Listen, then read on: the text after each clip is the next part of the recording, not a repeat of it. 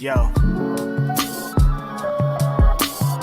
It's Grapsody with Will, Phil, and Reg, trying to keep it real instead of what you usually get from these talking heads. It's Grapsody, we're here to fill the void. 3 black fans, different perspective, got to fill your voice. Coming with the podcast, talking majors, indies in between. Yeah, it's all that, and we're down with Fightful, better fall back. Coming for respect, we connect like a ball bat. No need to double check, these are all facts. You're listening to us talk raps.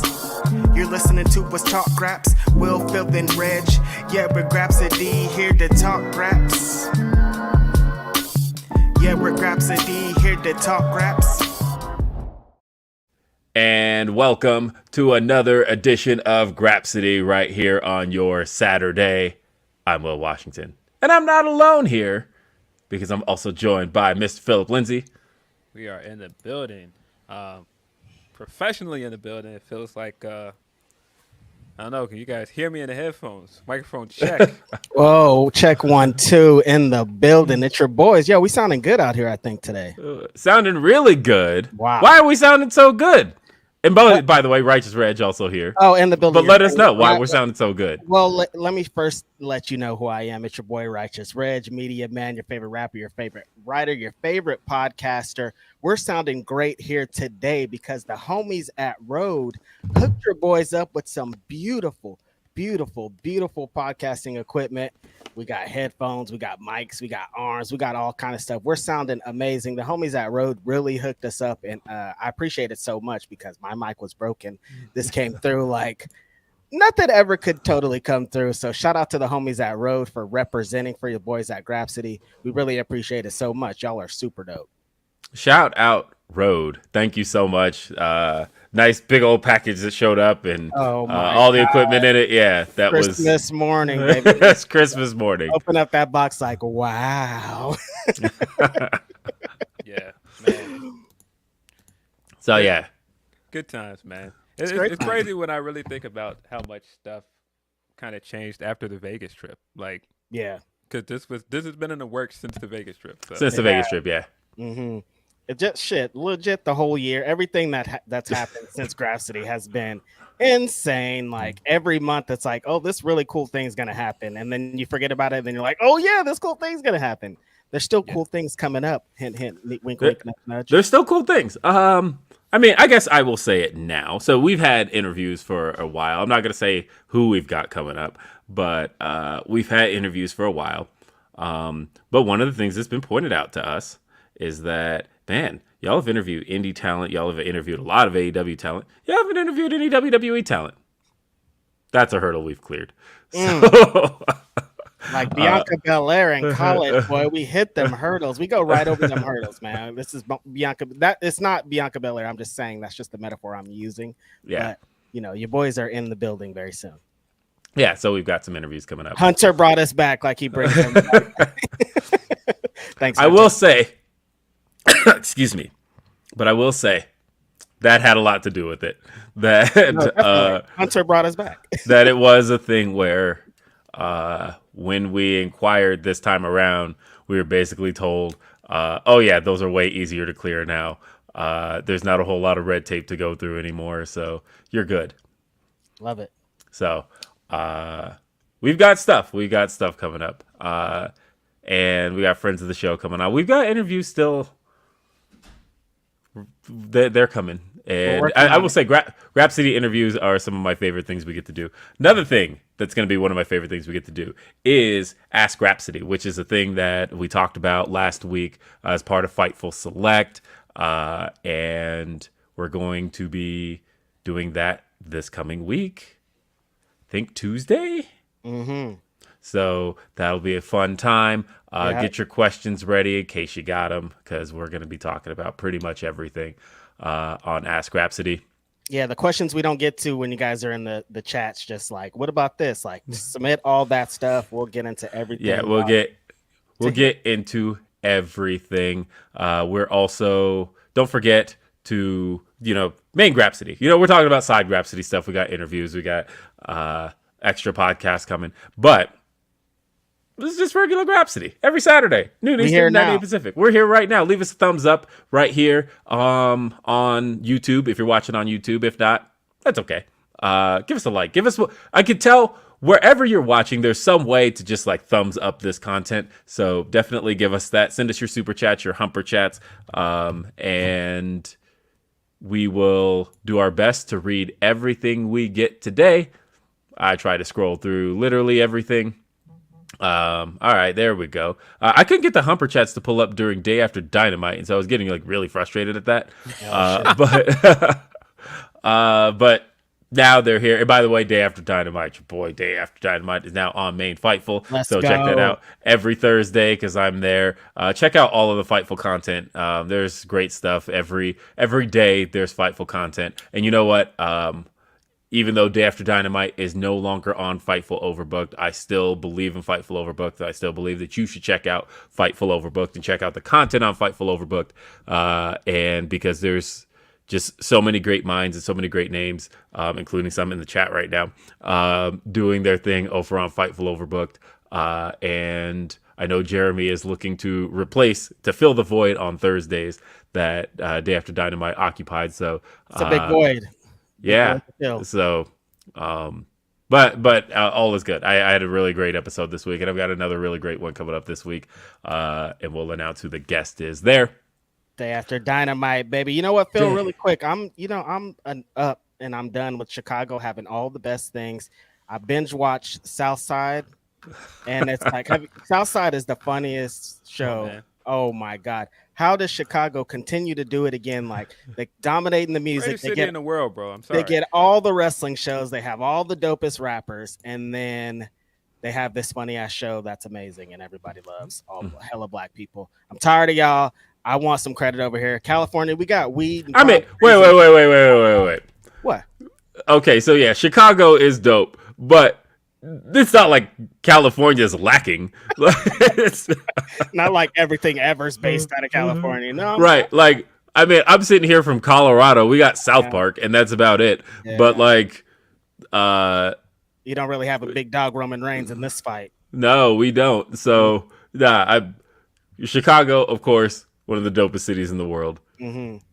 California is the state. I mean, literally, California were its own country. Isn't it still like the 5th biggest economy in the world? Something along those lines. Yeah, it's awful. It's horrible. I don't want to talk about money if it's concerning California. So, and look, I'm originally from California. That's my home. That's a place I still try to go back to as often as I can. Matter of fact, I can't believe I've taken 3 trips to California this year. Yeah. And that's been... Come on, man. Been, jet setting, bro. For real. My man been on planes this year, bro. I'm saying. I mean, look, the secret to it for me is that I am a flight sleeper. As a matter of fact, I do have a funny story about my last flight. That's important. But I sleep through... Probably because all your flights are at 1 a.m. when you're running. No, for the most part, I don't know what it is, but I have not been awake through a flight in years. I literally just sit down and then pass out. And now that I think about it, every time that I met you at the airport, you always looked very refreshed and like ready. I'm like, yo, it's midnight, bro. Why are you ready to go? You had a great little flight. But honestly, the funniest one was my most recent flight to California, which was just 2 weeks ago. I sat down on the plane and passed out as soon as I boarded. And I was zone 1, so I was like one of the first to board. I sat down, passed out. And then I wake up, kind of refreshed as normal. And the first thing I do is I look at my phone. And it says, alert, your flight has been delayed an hour and a half. And I'm like, whoa, I missed a flight delay? Apparently. And I turned to the person next to me and I'm like, what happened? And they said there was an engine issue and they had to send maintenance and like they almost got us off the plane. You missed the whole. You didn't get to that part. They like you missed everything. I missed all of that shit because my flight was set to leave at 9:45 a.m. The alert I got on my phone, it says your new departure time is 11. And I looked at that and I'm like, wait, there was a new departure time? I missed all of that? And yeah, they were like, yeah, there was a maintenance issue. They had to send people. It was a mess. Everybody was panicking that they were going to miss stuff. And they were just like, this guy's too comfy. Let's just let him sleep. Do not wake him up. He's dreaming big over there. I was out, completely out, missed all of that. That's how I fly. And the worst part is that my wife can't, so it pisses her off when we board together, she cannot sleep on a flight. It's so next to you, nudge you accidentally with her elbows the whole time. Get up. Oh, you're awake over there? Oh, I didn't know you're awake. Hey, how's it going? Yeah, she's got a. So she's the type that has to like have stuff to watch. She will load up her phone and iPad with every single thing she can watch because the flight like has her attention, and she is like that. But for me, nah, that's nap time, man. I don't need nothing. I can go hands free, no books, no iPad, no nothing. Nah, I go to sleep in Paris, wake up in Tokyo. Like that's. Come on, man. I'm tired of y'all. Greatest city in the world, bro. I was reading something the other day, and I was like, that is crazy. Did you guys know that Summertime was recorded here? Really? And that song is based on Chicago Summer? I'm tired of y'all. What? I am tired of y'all. Didn't know this. It's how I we saw can't that. have nothing. Come on, man. I always thought that was like South Philly or something. Yeah, no. Yeah, that makes wait. Hold on. I'm going over the lyrics in my head. Mm-hmm. Chicago Summer is being described. Nah, but he literally mentions Philly in the song. Well, yeah, I mean, he probably did it just for the home. Right. Homies, but nah.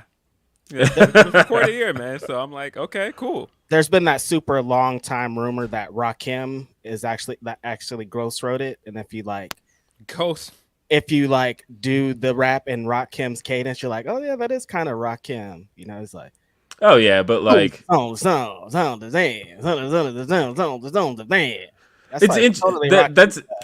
ghostwriters in hip hop are so interesting because that applies to so much, right? Where like, you know, the most famous ghostwriting story is Jay-Z writing Still DRE, right? And like, and the reason that's a famous ghostwriting story for those who aren't aware is because at the time, those were two entirely different scenes. You did not associate Jay-Z with any parts of West Coast hip hop back then. Jay-Z and Snoop Dogg, that didn't even make any sense. Jay-Z and Dr. Dre didn't even compute. When you opened up your little CD book back then, you saw the writing credits and you see S. Carter on that song, nobody associated that with Jay-Z at the time.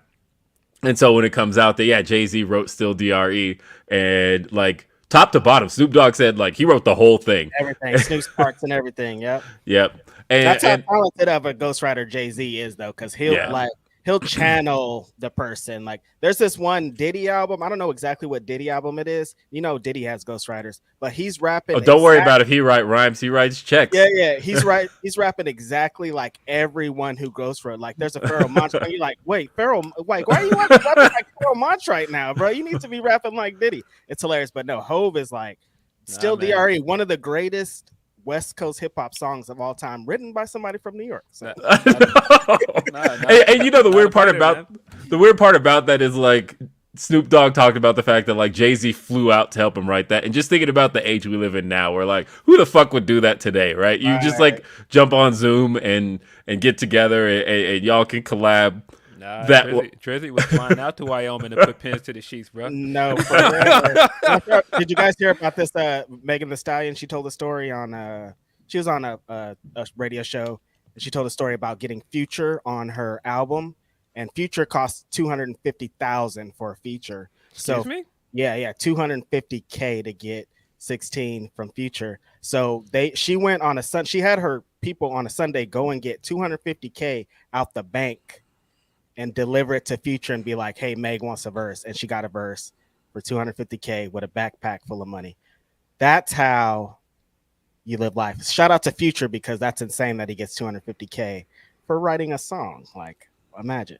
I heard through the grapevine that we hate on Kanye on this podcast, which I don't know where that came from. But Kanye is notorious for ghostwriters, if you don't know, because I was just listening to Consequence talk about him on Drink Champs, and Consequence was letting all of the secrets Oh loose. my God, he didn't Hey. keep one thing. He was like, "Yo," and then this happened, and then when I He wrote was- this for this, it's like, yeah, He was on there being a chatty patty, man. No. No. But you know who he hasn't competed with, who he wasn't competing with, Mr. Nah. Irv Gotti, Irv. king of chatty patty. Oh my God, Irv I can listened relax, to that man. interview this week, and I was like, "Yo, you can't do this. You have to stop. Like, you can't." Herb got to say fucking these relax, bro.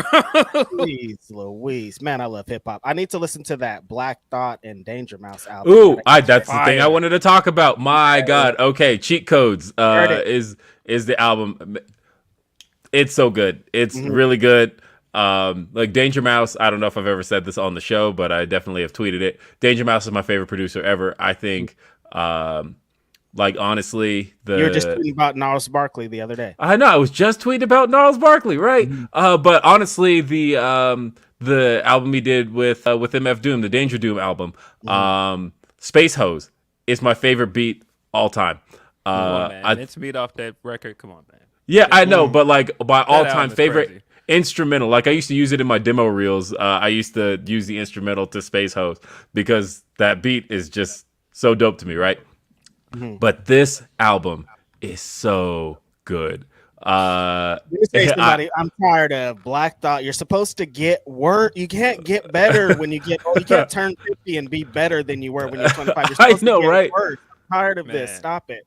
Great album. Great guest features. I mean, you pretty much know what you're gonna get out of Danger Mouse at this point because I mean, how many fantastic projects has he given us? I mean, like the Doom album, Gnarls Barkley, Broken. They're talking about the Gray album, which was the album that put him on the map. In the Ray chat. album. I mean, so yeah, he's a phenomenal producer. But man, Black Thought brought all of the verses. Honestly, the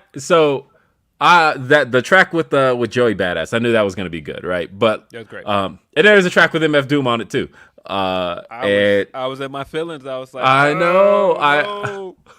Damn. It feels good to hear him over a Danger Mouse beat again, at least. But Yeah. I just wish he was here, man. Yeah, Same. man. But I will say the track that I guess shouldn't have surprised me, but did, was my favorite track on the album is Strangers with ASAP Rocky and Run the Jewels. So good. Yeah, you shouldn't be surprised by that. That's like Rocky does things when he gets over there with these different people. He can rap. He could do his thing.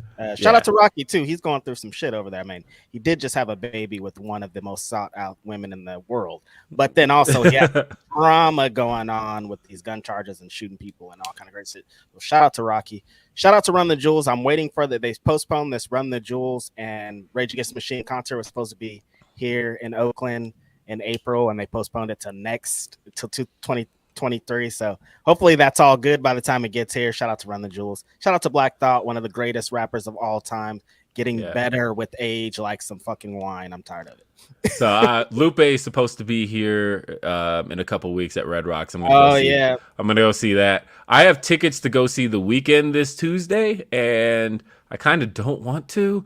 And look, I love The Weeknd. I really do. I'm just not trying to go to that big of a concert right now on a Tuesday. That thing's sold out. I'm sure it's the Weeknd. Yeah, and it's in Empower Field, and so where the Broncos play, the biggest. Man, get your I know. Look, I have these tickets. I just listed them up for sale. It's like if they don't sell, I'll go, but I'm really not trying to. Like that just sounds so busy. That just sounds like a crazy evening. on, man. It's one of those It's a spinning. Weekend show, man. Get your Adderalls in and come on. Yeah, your cocaine. Shout out to The Weeknd. Yo, Like No, it's that cocaine if just it's the Weekend show. You got to do cocaine. it just feels like one of those things where I'd be Feels spending crazy. an hour and a half trying to get out of parking. Like I'm not trying to do all of that. Like going to the football game. That's how many Right. people are going to be there. And on a Tuesday, like I don't know, but Lupe's coming through for the cool anniversary show to San Francisco. I'm trying to hit that. I think it's at the end of September. He's going to play the whole thing in full. That's dope. I need to see that. hey, I let's saw check that. out some super chats because Divine Ricks says, "Hey guys, just wanted to say I'm a big fan of you guys. Who do y'all listen to more, Tupac or Biggie?" I mean, I can answer that. but I'm curious what y'all's answer is. It's big by far for me. I was a much bigger Biggie fan. That's not to say I was one of those drawing my line in the sand guys, and I'm a Biggie guy, so I'm not a Pac fan, but I just was a bigger fan of Biggie. It's Pac for me. California. For two reasons. One, Pac has way more music. It would be way more difficult for me to listen to Big more than Pac, just because there's not as much Big material out there. Whereas Pac, I mean, God, that guy recorded so much in his short lifetime. Like, when you think about the fact that he only lived to his mid-20s, and that was a guy still putting out new Tupac. Like, you can still be like, we got 16 brand new Tupac songs, and they're all new. You never heard them before. Like, the amount of shit that guy did to only live that long, like, that's crazy. But nah, I mean, I know All Eyes on Me front to back. I know Machiavelli front to back. I know Strictly for My Niggas front to back. Thug Life was okay. But Me Against the World, like, I don't know. This is a Tupac guy. What am I gonna say? I live in California, so you know, like there was a time when Tupac was the only thing on the radio coming out of everybody's cars. Like, Tupac ran the whole game, which crazy because it was only for like 7 months when All Eyes on Me was out, and then he died. But it was going crazy. It's California. Them 7 months, though. 7 months were insane. But yeah, my entire life, every time I turn on the radio, no matter what radio it is, I'm going to hear a Tupac song because it's California. You know, it's funny. I thought I was misremembering this, but I absolutely wasn't. So I had to look up. Do y'all remember the video for I Ain't Mad at You? Like, one, Tupac is one of those rare cases where I will say that sometimes I preferred the clean versions of his songs to the album versions. And the reason I say that is because Tupac wasn't the type to just like put out a censored record and they just like reverse words or mute them. Tupac would redo the song like entirely. And so like the clean version of I Ain't Mad at You, one, has a completely different third verse for those who don't know that. And I think it's a better verse than the original. He just randomly decided, you know what? Fuck that verse. I'm gonna do something else. This one's way better. And so when that video dropped, like, one, I thought I knew the song. I absolutely didn't, because it's a completely different version. And then also it's a completely different instrumental. It's basically a different song than the CD version of. He has a bunch of them like that too. It's crazy where the whole production is like totally. You're like, wait, this song is totally different over here than it is over here. Yeah, like I think Tupac was like the king of doing radio edits, because they weren't just edits. He just came in and did a whole new version of the song for radio. Different verse, he changed up lyrics, like all that shit.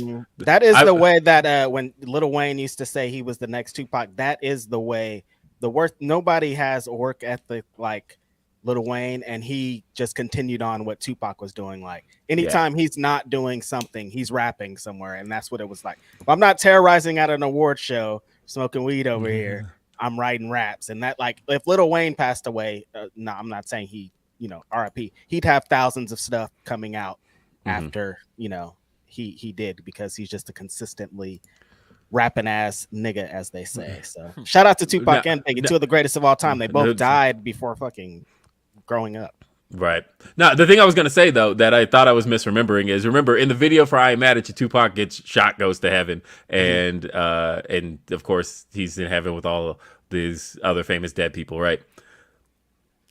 That video, I remembered coming out right after he died. Or at least I saw it right after he died, right? And like I looked it up. Days after. I looked it up. Sure enough, Tupac died September 13th. That video dropped September 15th. So I was not misremembering that. I did see that like right after it happened. So it was like kind of fresh in my head. I remember the video being really weird. It was like, wait, is he dead? It felt like it was a publicity stunt for a minute. Right, yeah. Because like, wait, what's going on here?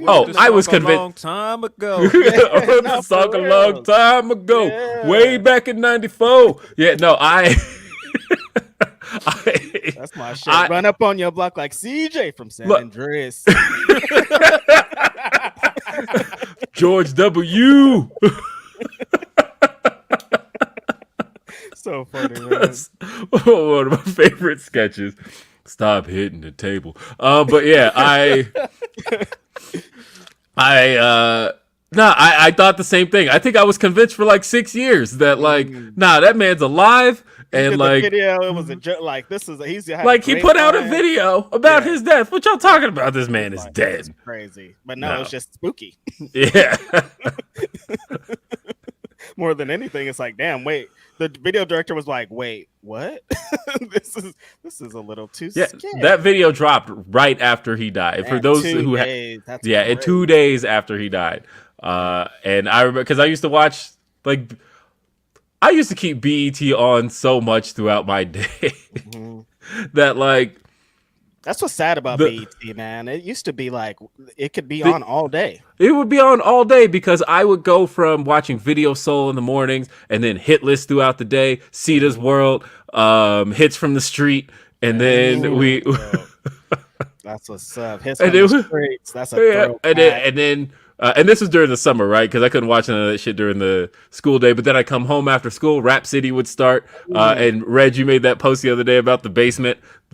Those basement years were some of freestyles. Come on, man. Yo, 4 p.m. every single day after school. It was lit. I'm about to go home and watch some rap right now. It's gonna be amazing. I love it. And, oh my god, that molded me as a rapper. Honestly, just like every single day, just like going home and seeing your favorite rapper talk shit and then rap at the end. I was like, come on, man, this is the best ever, man. Yeah, at the time when I was like first starting to listen to Lupe, and I kept telling people, no, this is the guy, and somebody was like, yeah, but he ain't got bars, and I kept trying to show people his basement freestyle. This was after Big Tig, and he rapped over the Habit. Is that like Mad that. Links?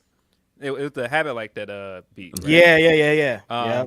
And smashed it. And I showed people that, and they were like, but that ain't the basement. I'm like, yo, stop hating on my man. Dude is nice. I remember the Lupe too when they first started doing the BET Hip Hop Awards, and they had a cipher. He was in like one of the first ciphers, and he ripped it towards the shreds, man. Shout out to Lupe. We be bigging up Lupe. I know we big up Lupe a lot. Man. We gotta get Lupe on Grapsody. that would be fun. Lit with Lupe on Grapsody. I think he's done with podcasts. I agree. Yeah. No, that because like, and then high school, right? And because of course I always had Rap City, the basement. That was like pretty much it went through middle school and then all through high school for me. But the big change for me in high school, because if I ever wanted to hang out with any girls after high school, they all wanted to watch 106th and Park. Oh, yeah. And so it was, because I remember we used to go to my homegirl Brittany's house every day after school. And it was like, because her parents were never home. And so we would all go to her house, right? Like that was the spot where everybody went to kick it. And I'm like, hey, you going over to Brittany's house? We're going to watch 106 and Park. Like that, it was, I didn't realize till just recently how much of a like gathering type of thing that was for black teenagers. But it was really important to get to sit around and watch 75% of music videos before to watch Bow Wow. And then shout out, bring it right back around. They started doing Freestyle Fridays again, being inspired. Like battle rap was huge back then. Like I was trying to battle rap at school and shit, and this was like there was that on TV, man. What an amazing time! What a time! And then we just leave it all right, because I know that eventually, somewhere in the 2 hours after 106 and Park and before Comic View, but I would leave that shit out all day. I'm pretty sure those 2 hours are probably just like watching Raw, right? And Comic View, right back to Comic View.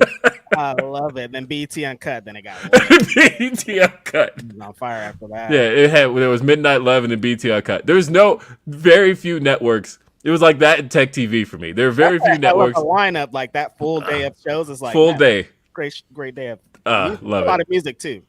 Yep. Hey, we got Michael says, shout out to the Professor Nick Harrison joining up with Fightful. Y'all got to get him on Grapsody sometime. # Bills Mafia represent. Yeah.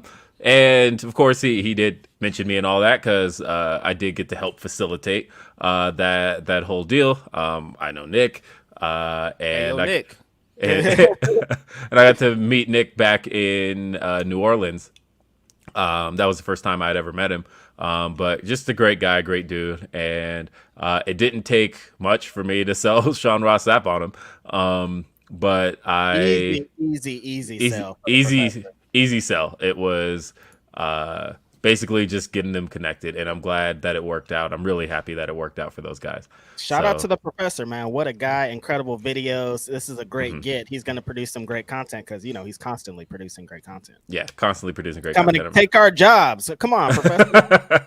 Let us stay on over here. Let us eat a little chips over on the side, bro. Nah, I want to see black people continue to move in this field, in this space, and anything I can always do to assist. We've been having fun on both sides. Like, we talk about tribalisms and shit, but, you know, black fans been on the WWE side having a great time. Over here, AEW been having a great time. On all sides been having a great time, even though it's pretty awful. But we're not talking about the awful part.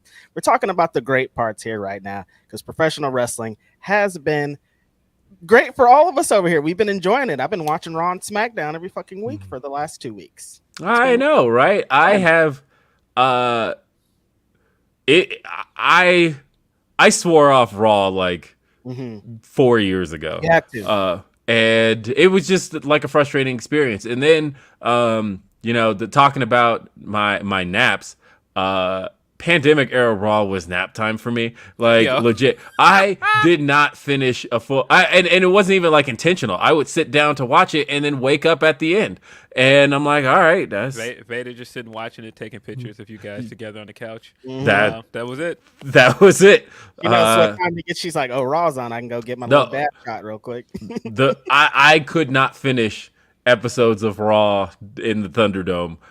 It was impossible. Every time I tried, I'd wake up a couple hours later, and I'm like, all right, cool. Maybe it was good, but that shit put me to sleep. And then Thunderdome SmackDown was much better. I feel like that's when Rome was really in his bag. Thunderdome Roman was much better than current Roman. Thunderdome SmackDown was a much easier watch. I had a really hard time with Thunderdome.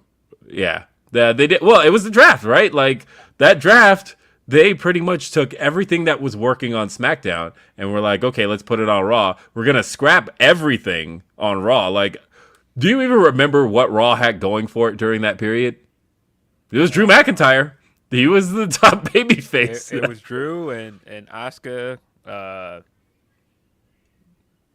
Sasha and Bailey once they were champions. There was the Hurt Business. It was basically, right. It was basically Bobby's time. They took all of that and were like, nah, we're going to load up Raw with Kevin Owens, Seth Rollins, Bianca Belair, Becky Lynch, like all these things that are working on SmackDown. We're going to move it over to Raw. And then all of a sudden, the only thing that was working on SmackDown that they left was the Bloodline. And it turns out you need more than just the Bloodline to get that show through, right? Like it needs a whole lot more. But they've got a draft coming up here soon. And I'm not a huge fan of the draft, so I think disable that shit at this point, man. I think like I feel one of two ways about things. I think a year is not a long enough time to have an established roster do their thing. Like I feel every time they do the draft, there's a lot they left on the table every single time they do it, and I always look back like, y'all drafted this person without having done this feud, like. What are y'all doing? And so I think hopefully Hunter, I get why he needs to do a draft. He needs to hit reset. He needs to be able to say, these are the rosters I set up and this is how I want them. But then like stick with it for a couple of years. Like that was one thing that I appreciated back in the day when they first started the WWE draft and all of that shit was they reset the rosters. So first they did the original draft and then like hosed Raw completely, right? In 2002. And then they were like, okay, everyone's a free agent. So they could like do a whole bunch of swapping. And then they relocked them back down in like October. And like they moved Hunter to Raw and Jericho to Raw and like Brock to SmackDown, Taker to SmackDown, all that shit. But then they locked him down till like 04. So like from 2002 till 04, there wasn't like any major moves. And so they did go through everything you could go through in 2 years before they started doing drafts. And then they did another draft in 05 and then didn't do another one till 07. So again, 2 years. And then for whatever reason, they were just after that like, nah, let's just do it every year. Mm-hmm. And that's when I started to hate it, because I was like, okay, now you don't. If they were in the habit of doing new matches every month, like pay-per-views weren't a rematch of the previous pay-per-view that you just saw last month. If they were in the habit of doing new stuff every month, then yeah, every year I think is the right time to do a reset. But if you like, I swear, if Cody or Rollins gets drafted and all those guys did was feud with each other for 3 months, that's silly. That would piss me off. I don't think they're going to, but that would piss me off just based off the fact that they didn't do anything else. They literally just feuded with each other, and then you would have separated them. So, like, I think if you're going to stick with, and I don't know what Hunter's going to do, but if you are going to stick with doing things as repetitive as you do them, please, for the love of God, what the hell is happening? I'm like, what is that? Yeah. I don't know. But either way. Okay. That's how I feel about the rosters and the draft. Just do it every 2 years. Every 2 years. I think keep them. Is that me? I don't know. You tell me, Righteous Reg. Buzzing. So I think they need to do one full. They do need to do this draft to do a full reset, because they've done a bunch of shuffling the last few years and it hasn't felt like an official draft. Do an official one, do the full reshuffle, and then let them. Yeah, well, like I said, I think it's right that Hunter needs to be able to call his own shot and define his roster. So sure the hell has been, that's for sure. Yeah, for better or worse. And we'll talk about that in a sec. D'Lo says, got some birthday money left over. Here you go. Love you guys. Thank you, D'Lo. Hey, appreciate that, D'Lo. Yeah, we always appreciate that. And got one from our great friend Jennifer, who says, sending love. Sorry I missed last week, gents. You are all phenomenal, and I am so overjoyed to see you thrive. Thank you for everything you do. Thank you, Jennifer. We always appreciate Jennifer. You. Yes, we love hearing that. Thank you. So cool. We got Van Twin Blade. Love Van Twin Blade. Always giving us the St. Louis updates. And of course, talking Glory Pro. And Van Twin Blade says, Glory Pro live at the Pageant 2 roster so far. Tootie Lynn, Danhausen, Josh Alexander returns, Rocky Romero returns, STL Indie OGs, Matt Seidel and Delirious team for a tag team match, probably against Dad Horse, Half Dad. Sunny Kiss debuts. Man, y'all get it so great out there. Glad for Glory Pro. Shout out to Glory Pro. That's a great card. We'll connecting them a little bit, these things, because Davey Richards, who's from St. Louis, posted about NWA.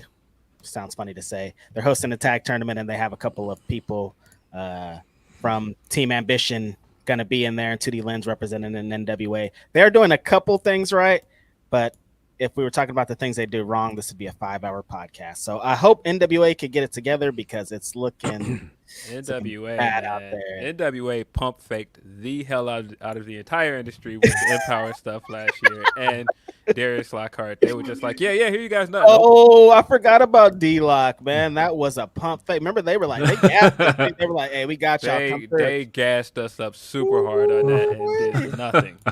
They were like, psych. Actually, Tyrus is in the main event. Okay, see you later. I'm never coming back. Thanks, nice to know you. Man said, never coming back. I'm never coming back, bro. He can't even walk, man.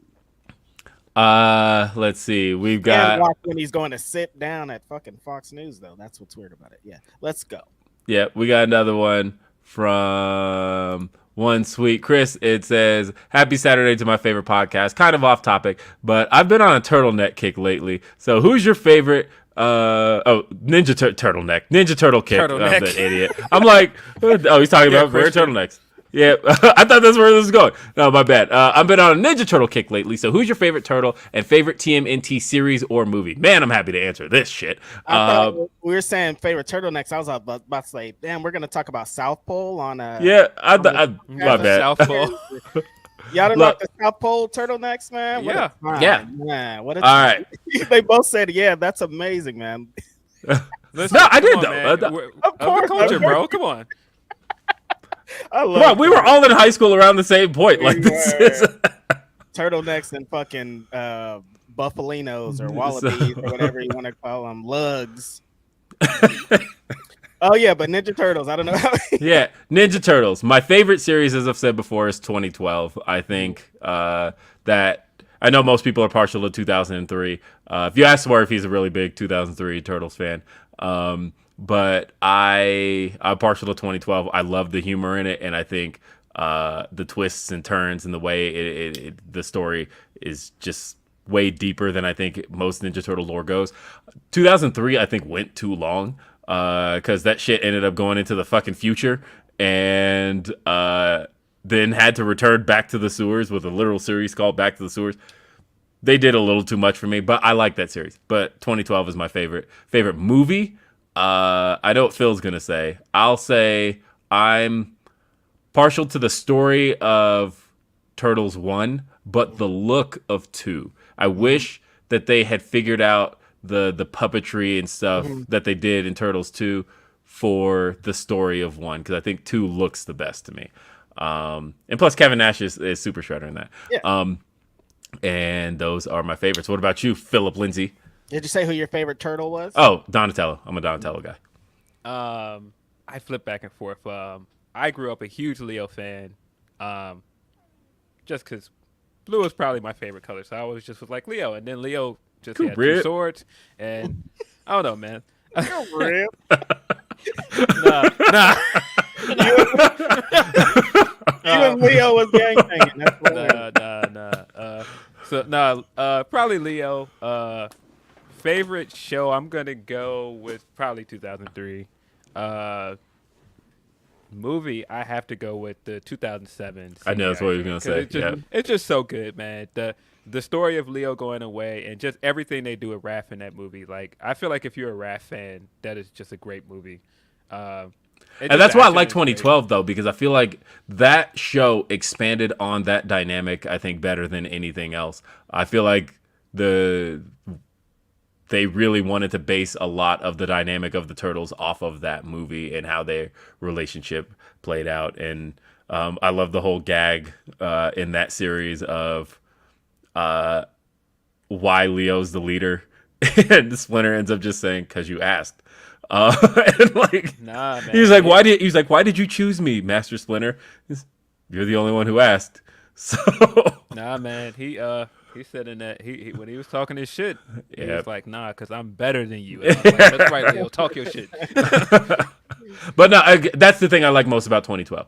2012 to me has the best Splinter. I think it gave Splinter the most purpose. It gives him, and I like that it's the only series to me that explains the relationship between all of those characters, where like, literally just coming up with the simple plot device of, hey, this ooze combines the DNA of the two things that were touching it. So therefore, Splinter is actually the Turtles' father because he was, as a human, touching them at the time that they came in contact with the ooze, so they have his DNA. They are his sons. And likewise, he was in a alleyway with a rat. He has the rat's DNA now. Like, this little shit. I like it. It's a great series. It's a great fucking series. Some nasty shit. What's going on? Touching ooze and rats. What's going on? That's hilarious. Yeah, my favorite Ninja Turtle has always been Michelangelo. I was obsessed with nunchucks as a kid. I don't know why. It just seems like a really cool weapon to use. And he was goofy. Nigga was crazy about pizza. I know they're all crazy about pizza, but you know how Michelangelo got down. I like the action in 2, the movie, better than the action in 1, but I like the story of 1. Funny enough, as a kid, I had 4 older cousins, so they got to be all the Ninja Turtles. I had to be Casey Jones, the garbage side character, because there was no other cool. No, Casey Jones was cool as hell. Casey was cool as hell. He's cool when you don't have to be him. When you're over here being Michelangelo and fucking Leonardo, you're like, oh, Casey Jones is cool. But you have to be Casey Jones, and you only got 3 lines in the fucking movie. The shit's not hitting. When you're trying to run back, come on. When you're trying to run back the whole movie as a fam, and you only got 3 lines in it, it's not really hitting the same. Hey, he had the best lines though. He had Classes Pain 101, Instructors Casey Jones. Come on, come on, man. He got the girl. He got the smash shredder. And you guys weren't there in 1992. You don't know. I was there in 1992. Thank you. That's the first movie I remember seeing in theaters. Actually, I have a vivid memory of seeing those turtles on the screen. I think my first movie was Hocus Pocus. Oh, interesting. I think the second one might actually be pretty good. I think that maybe. I guess I could be very wrong about that. We'll see in a month, I guess, when that comes out. So we got another one. Poe SC1 says, Grapsody rules. I'm excited for Moxley versus Punk, but with that said, Tony Khan needs to stop neglecting the women's division. No excuse for it given the talent he's got. Yeah, that's a thing we've talked about a lot here on this show, and that we want to see more from the women's division. They did get a chance to shine. As a matter of fact, the last 2 weeks, one was very circumstantial, but the last 2 weeks they were outside of the 9:30 slot. Yep. So there's the women's death slot, as they call it. Yeah. So yeah. I do think that they just got to give the women more TV time. I think that's the biggest issue. Right. I think when they do give the women matches, they do deliver. It's just giving them the stuff in between, like pay-per-views, like the in-ring promos and stuff. That's the thing that's really missing. It just has to be more consistent and not 9:30 every week consistent. But yeah, they've had some great shines. I love that tag match from last week. So every time they're given a time. And shout out Ari Daivari was the agent behind that. Oh, sweet. But it's a tough thing, right? Because Dynamite gets 6 matches per show, and so do I want to necessarily see Dynamite have more matches? Not really. In that I want to see women get 10-minute to 15-minute bangers like they got last week. Not necessarily this past week, but more so last week. But yeah, I agree. I want to see more in-ring stuff. I think the backstage promos especially are all really repetitive. They're kind of all the same. It's that, hey, standing by with Tony Schiavone, it's 2 women who are going to be doing something next week. Mm-hmm. And then they're usually interrupted by something. They've done that Thunder Rosa and Tony Storm promo 50 times already of them just standing in the back. They're either going to have a tag match or wrestling. Do something. Yeah, we've seen that. Do something else. Do something in the arena. Mm-hmm.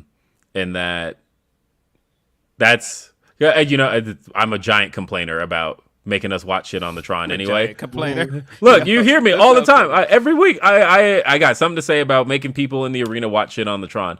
Keep the show in the arena is a big thing for me, and I want to see in-ring promos. I want to see, even at the top of the stage, do something else. Do something else. Yeah, just walk to the top of the stage real quick and talk. It's not that hard. Yeah. So that's how I feel about that. Van Twinblade says, Phil, turn your mic up. I did. Turn me up. I did. Come on, man. I'm sorry. I'm a low talker. I don't know what you want guys to tell you. You know, Phil, we've been at this since October. You know what it's like. Yeah. Pylon says, happy Saturday. TJPW show was great last night. Definitely check out Miyu Watanabe versus Miyu Yamashita in the semifinals of the Tokyo Princess Cup. I didn't get a chance to check that out because I was asleep at this point last night. I've been cleaning. We're having a barbecue today at my house. So I have been trying to clean to prepare for people coming by. So I went to sleep early. You gotta be out there grilling like a dad. You got your sandals ready? That is what I should big wear. smile on his face. Oh yeah. Yeah. That was great. Oh yeah. This is the best. This is exactly what I'm gonna do. Yeah, this is dad's prime time right here at the grill. It's barbecue. Your family's out. Yep. Not the first thing I'm gonna do too is I got the tongs. Gotta click them. Yeah. If you don't click your tongs, they don't work. That's a fact. Yeah. As soon as you get them, you gotta go. Mm-hmm. Are you marinating your meat already? So yes, we are currently marinating. I wanted to make ribs today, but there's just not going to be time. Yeah. So no time for the ribs. Yeah, you gotta have time to let them really, get going. And Yeah, nah. I wish I had prepared better for that, but we are going to be grilling today. It's going to be nice and fun, and we got some friends coming over, and Sweet. that's what we do. This is this is like a last summer hurrah because the kids are back in school, so letting them have all of that over. And Roy asked the same thing. Did you get a chance to check out the Tokyo Joshi Princess Cup semifinals? Worth a look. Of course, look, I'm a Wrestle Universe subscriber. It'll take me no time to actually throw that on. I might when it's time. As soon as the show's over, I might throw it on because I'm going to be sitting in a car for an hour and a half waiting for a class to end. So there's that. Yeah, I didn't get a chance to watch it yet. There was a lot of wrestling last night. There's A lot of wrestling. Then there's Rampage. Then you had Emergence. Yeah. It just was a lot of wrestling last night. It's a lot going on. Yeah, and I wanted to check out the Impact show, but in time. And there will be right here on Fightful, Denise Salcedo and Steven Jensen are doing the Emergence review coming up here shortly. So it was a solid pay-per-view in the city of Chicago, Illinois. By the way, pretty good. I roll. City in the Midwest, best city in the whole wide world. Come on, man, best city in the world, bro. I'm tired of y'all. Hey, speaking of which, I guess we got to talk percentages, right? I never gave it. I never gave it up to 100 at this point. Right? I never gave an update on that. What did I say last week? I was at like 30-40%. All right, we're at 100% today. So wonder what made that change. But no, man, Emergence was solid, man. Pretty good main event. Alex Shelley versus my man Josh Alexander. I thought the Knockouts title match was incredible. Mia Yim versus Jordan Grace. Yeah, it was a pretty good show. That Lucha match I heard was pretty dope with Bandito Lucha match and was Ray great. Ordis. Yeah. Five. yeah, I heard Bullet solid. Club and Honor No More was really good too. So Yeah, solid pay-per-view. Yeah, that's dope. let's see. We got DNC Digital says, just want to say what's up, guys. Always watch your shows. Really happy for all the success of the show. Keep it up. Thank you, DNC. I really appreciate Thanks, it. man. Appreciate it. Thanks for checking us out. And sorry for clearing my throat in your ears, by the way, for Let those me listening. clear my throat. Mike from Indeed says, happy homecoming day. Much love. Have a great day. Shout out to my homie Mike from Indeed. You know, it's Indeed, my other podcast, Body Slam Network. GCW has a big weekend of wrestling happening tonight, or is it tomorrow? This weekend, Jon Moxley is defending the GCW World Heavyweight Championship against Effy. One guy I said that could be the next in line to defeat Jon Moxley for the GCW Championships was Effy, because I feel like he represents GCW, the movement, everything surrounding that so well. So shout out to Effy. Get that victory this weekend. Yeah. But Jon Moxley in GCW, Jon Moxley in anywhere at this point it feels like unbeatable. He glides to the ring. He transcends everything. Yeah. His fans carry him like he's Jesus. He is on another level right now. Shout out to Mox too. Yep. But shout out Effy. Effy, respond to my messages. Don't leave me on red. Oh. No, I was just kidding. I mean that, but I don't mean that. but not that angry. I'm like, damn, what Effy did? I don't mean that in a mean way. More in a, hey, just remember you left me on red. But anyway, let's see. Carlos talking about Selena on the topic that we were talking about, Biggie and Tupac. Same thing with Selena. She was only 23, but has so much music. It felt like she was older. She was everywhere in the States and Mexico. I mean, it was a different time. Like the 90s was a really different time in terms of you had to be pumping out music. We've talked about this before. You had to be pumping out music on the regular because the second you stopped, they pulled your stuff off the shelves. You were a has-been if you didn't have stuff for after like a year. And so, you know, you were making a comeback album if you were gone for 2 years. Exactly. So, yeah, I had a lot of Mexican friends because I lived in Bakersfield and it's a big Latino population. So when Selena got hot, it was great. Like she was a superstar, like at school, like she was very popular, and it was a short amount of time before she passed away, but she was going crazy out here in California. And then she died and people were very sad. I saw Selena's spray paint airbrush shirts all through school. Oh, yeah. That was the same deal because we had, where I lived growing up, we had a huge Hispanic population. As a matter of fact, I was just thinking about this the other day, that there were 2 girls in my class who were both obsessed with Selena, and both of their names were Maria Sanchez.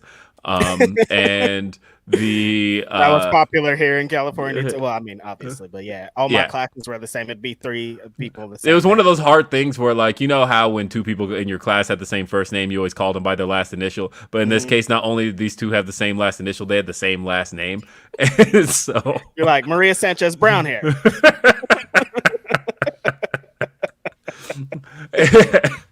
And so shout out Maria Sanchez. I don't know what either one of them is doing today, but that's a story I will always remember, that I both were in my 3rd grade class, and they were both obsessed with Selena. They were like best friends, both wore Selena t-shirts.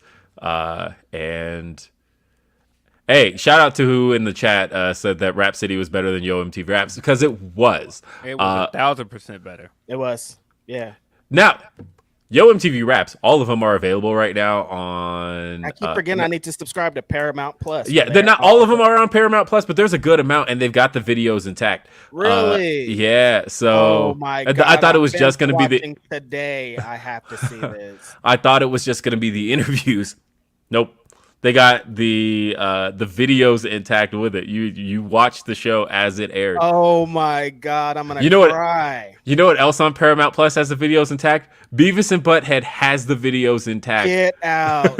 I'm subscribing to Paramount today. I am sold. That's all I need. Those 2 things, because those, like, if Beavis and Butthead without the videos, it doesn't hit the same. No, right? As the kids say, you need the videos. But yeah, the Yo MTV Raps news is huge news. I will be subscribing immediately after Grapsody is over to let it play all day. And honestly, I mean, I have Paramount Plus. Do I subscribe to it? Not really. But as long as you got a family member that does, you're good. Get one. And I watch, the challenge. Shout out to the challenge, my other favorite guilty as pleasure. If I'm not watching wrestling or Guy Fieri on the Food Network, it's the challenge. Those are my only vices. It's weird, I know, but that's what. Hey, shout out to the Fightful challenge draft. Hey, number 1 pick, baby. Wow. Number 2, boy. Each different people got them up their own Grapsody members. Shout out to y'all. But y'all need to have me on the challenge podcast, because I got challenge knowledge out the Yahoo. I'm telling you, it's like I have 1993 WWF around here with my challenge shit. Super team over here, bro.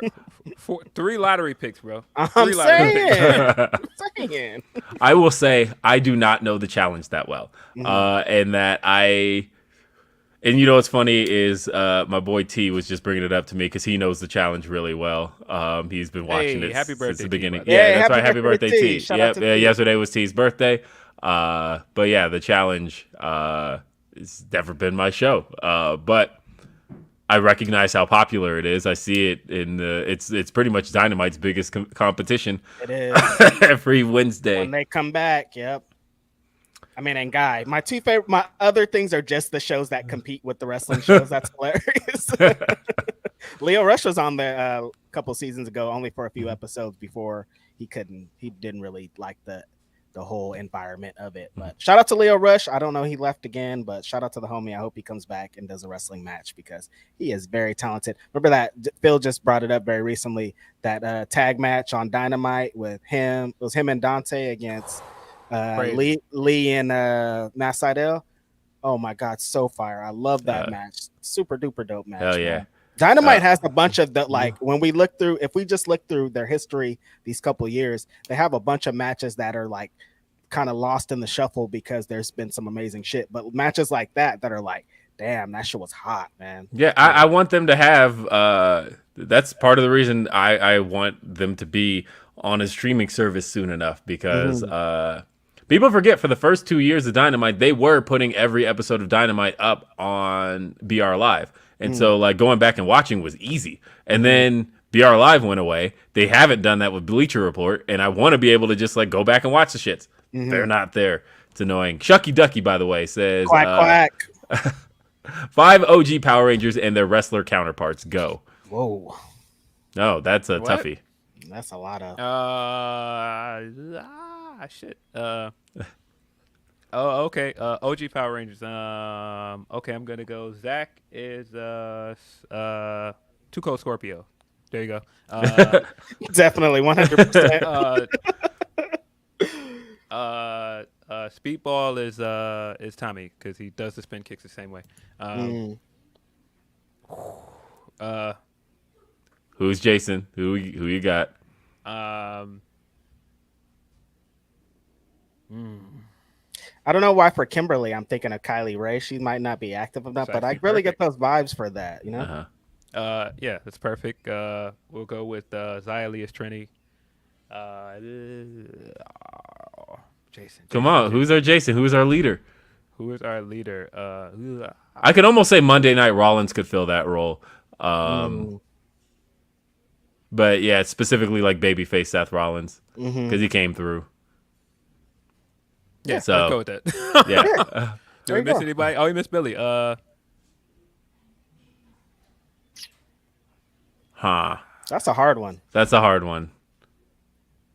Got to be nerdy and no machines.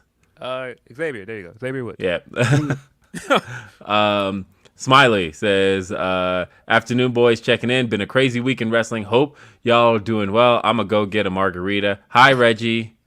What time is it, Tracy? Why are you getting a margarita already? All this day drinking going on, man. Classic Tracy, man. If it's a morning time, she's about to get lit. I'm kidding, Tracy. I love you. You're one of my favorite people in the world. We got to get together for a wrestling show here sometime soon. I don't know what's going on here, but I'm trying to see my homie Tracy. Shout out to Tracy. Have fun with the margaritas in Chicago.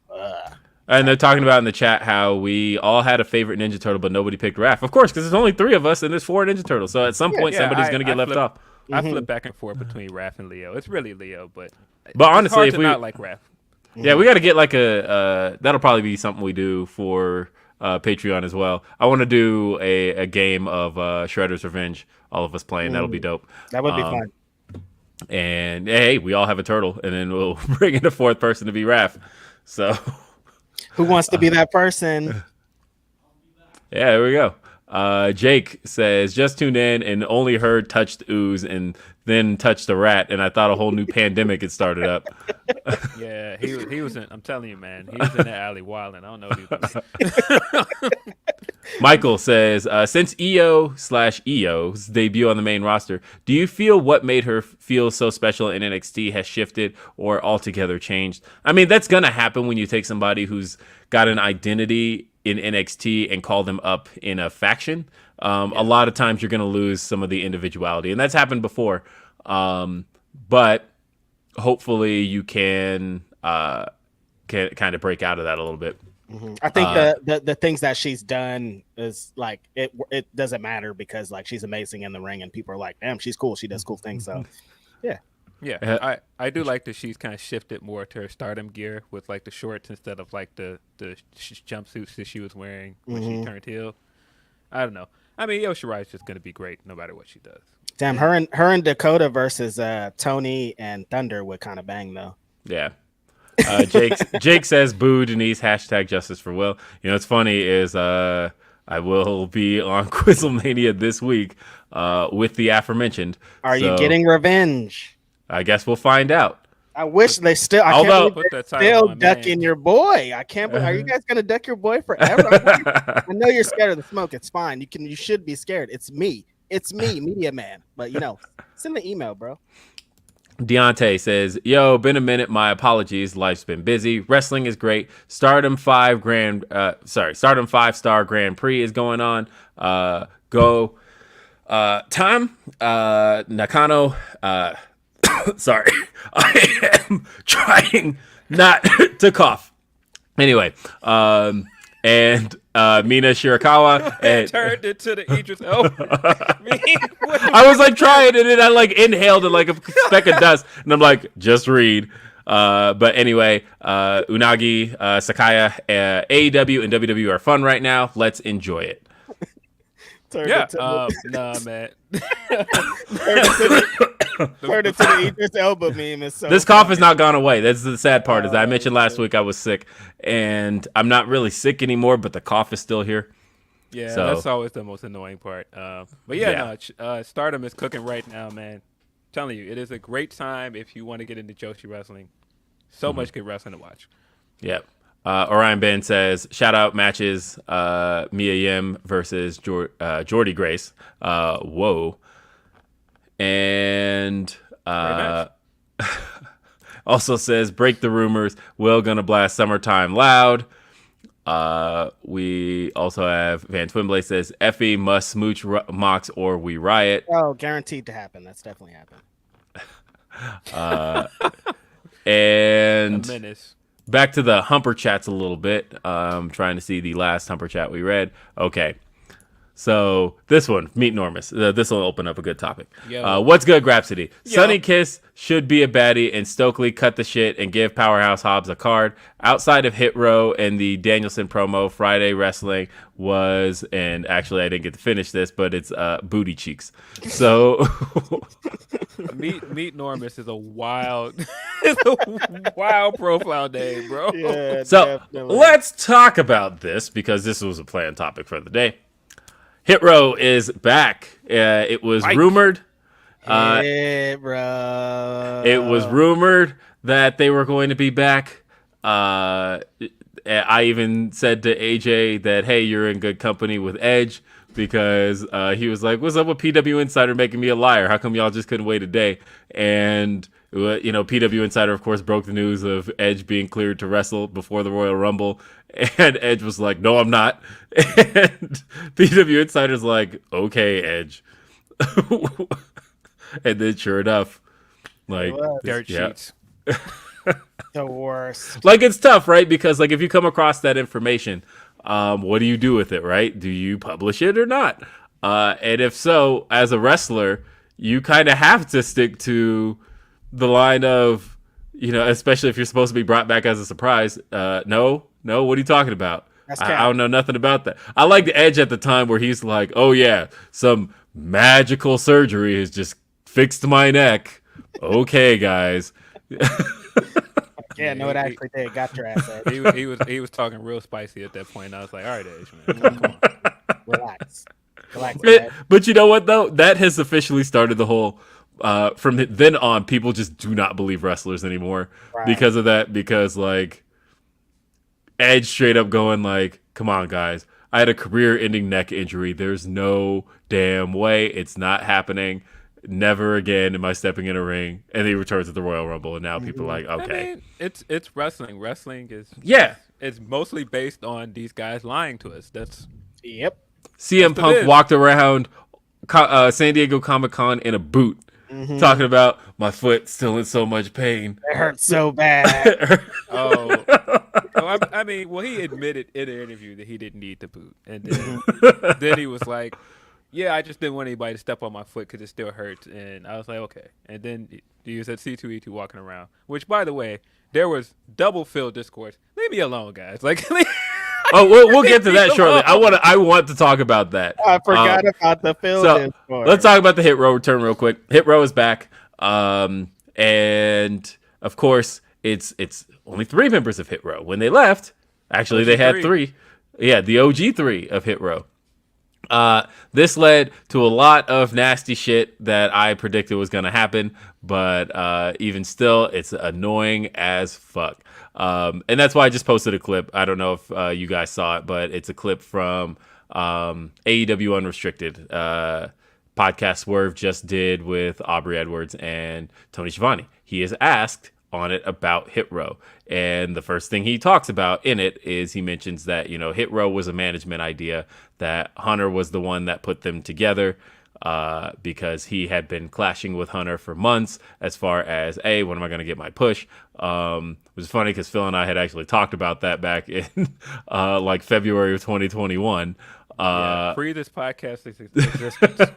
Yes, there was a lot of stuff there, right? And that was kind of the first time that's been kind of talked about publicly.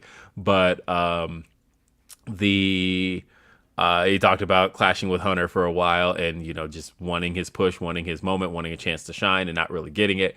And finally, it was Shawn Michaels who went to bat for Swerve. It was like, give this kid a chance. And Hunter had already been kind of getting Hit Row started with those 3, and they were supposed to be a part of Evolve when Evolve was going to be on the network as the developmental for developmental.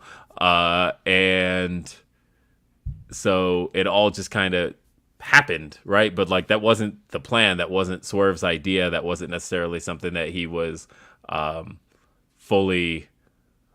That's not to say he wasn't committed to it, because he obviously was committed to it, but it wasn't something that was that he was fully attached to, and that's why the moment he got released, it wasn't like the three of them all stuck together. They all continued to take work together, and they worked for the culture together. That was how that all went, right? But like Swerve was like, no, I'm going to resume my singles career because that was what I've worked all these years for. He talked about on that interview that, the three of them, and it's not a knock on them. You could literally look at their cage match. And collectively, I think between them, there's only like 50 matches total between them. And so they were all inexperienced, all three of them. And he felt like before getting kind of thrown to the wolves on SmackDown, he felt like they should have, kind of had a little more time to cook and develop the way that they did. Swerve's a 13-year veteran at this. That did not stop a whole lot of people from every single Hit Row tweet has something with, I bet Swerve's regretting signing that contract. Like, no, he ain't. No, he's not. He is having fun, doing exactly what he wants to do, which is wrestle as a top level performer. And I'm sorry, but look, I said both. I feel like I'm really happy for those guys in Hit Row. I feel like to get another chance like that on SmackDown, SmackDown needs it. SmackDown needs the depth for tag teams. They don't have it. The WWE as a whole doesn't really have it. Right. So the more tag teams they can bring in, the better. Great for them. And I think when you also turn around and look at where Swerve is in AEW and think about the fact that look at how he was brought in, look at how he has kind of been featured on pretty much every poster since he's been brought in. And they're very particular about his presentation. I said in my tweet yesterday, I said that I think Swerve's presentation currently is the best presentation he's had in his career. And I truly believe that. This isn't just living in the moment kind of thing. I think the way that his whole presentation right now to me feels his most authentic. And I love it. But thinking about the fact that Swerve Strickland is on a roster that also contains Bryan Danielson and Kenny Omega and Jon Moxley and all of these guys that I want to see him face. I don't know. I feel like this is a win-win. Like, it is. Hit Row is essentially what it is again. I think people saw Hit Row as Swerve's group because of what Hunter did. He put them together. He was like, we got the biggest star of the group too. Let's just be honest. And he was. He's the most established guy out of those four guys, so people thought it was his thing. Right, and I get why they saw it that way, because that was what happened, right? You took a 13-year veteran and you put him in with this faction that was developing, and all of a sudden, it kind of comes off like it's Swerve's group. At the end of the day, though, as AJ has said multiple times, or I guess he's top dollar again now, Nada. It was his creation. It was his idea, but they got a great reaction yesterday. They did. I'm glad to see them back. We are in an interesting time right now as far as these returns are concerned, because Hunter is bringing back a lot of people. Yeah, the release is the new NXT call-up. It's like the return is the new NXT call-up. Kind of. Right. Yeah. And seriously, like I wasn't trying to be funny, but it's like you're real. Like, bringing guys back has been like the new surprise of the week. Mm-hmm. Yeah, I mean, it's weird that he's like calling up black and gold acts that essentially haven't been on TV in like 6 months, right? Right. But that's essentially what's happening here. Is he is getting a second chance at booking the guys that he was booking before, and it seems like he is gonna run with the kind of his old brand. Shouldn't they? Why is it okay that I don't know anything about Karrion Kross? Like they're like it's as a say I only watch the main roster. I know nothing about this guy. Why is he in the main event? And last time I saw this guy, he was a jobber. Like they're not, because he's that guy, Reg. What are you talking about, bro? They're not giving it up like the people say they want it. They're not like promoting these people. We're just supposed to know. We do know, and it's okay that they do that, but they're not telling people why Karrion Kross is the man. They're just like, look at the visuals. He has a woman. He has a fucking time thing. I think there is a big over reliance right now on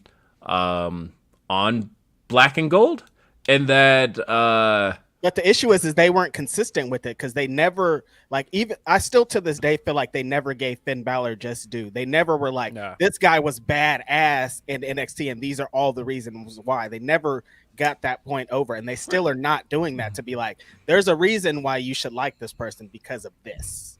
Yeah, I like I said, I think it is a little weird that they are just kind of cold dropping black and gold acts onto the show, and that like here came, and granted, these are all people I like, right? Like, yeah, bringing in Dakota Kai, I think got a great reaction. Bringing in Io Shirai, and Io Shirai has been involved in NXT 2.0, but nobody considers her a 2.0 act. She's a black and gold act, as far as we're concerned. And but then, yeah, I think Karrion Kross is an interesting one because, as you mentioned, it's been a long time since Karrion Kross had Scarlett, and that's not exactly a time period that like anybody was watching or like highly into, because like not only was it Wednesday Night War era, so it was a time period where NXT was getting like kind of slapped around, but also most of that happened during the pandemic, a time period nobody wants to remember. So you've kind of got like a twofold knock against like something like a Karrion Kross and Scarlett, and where they came in like the last time people who watched the main roster saw Karrion Kross, yeah, he was the fucking doofus wearing a mask, and nobody liked any of that shit. And so yeah, they just brought in this act from a time period that isn't exactly lauded the way that say like 2017, 2018 NXT is. Right. But either way, and it was just kind of cold dropped into the show. Mm-hmm. But it's here. He cut a promo this week.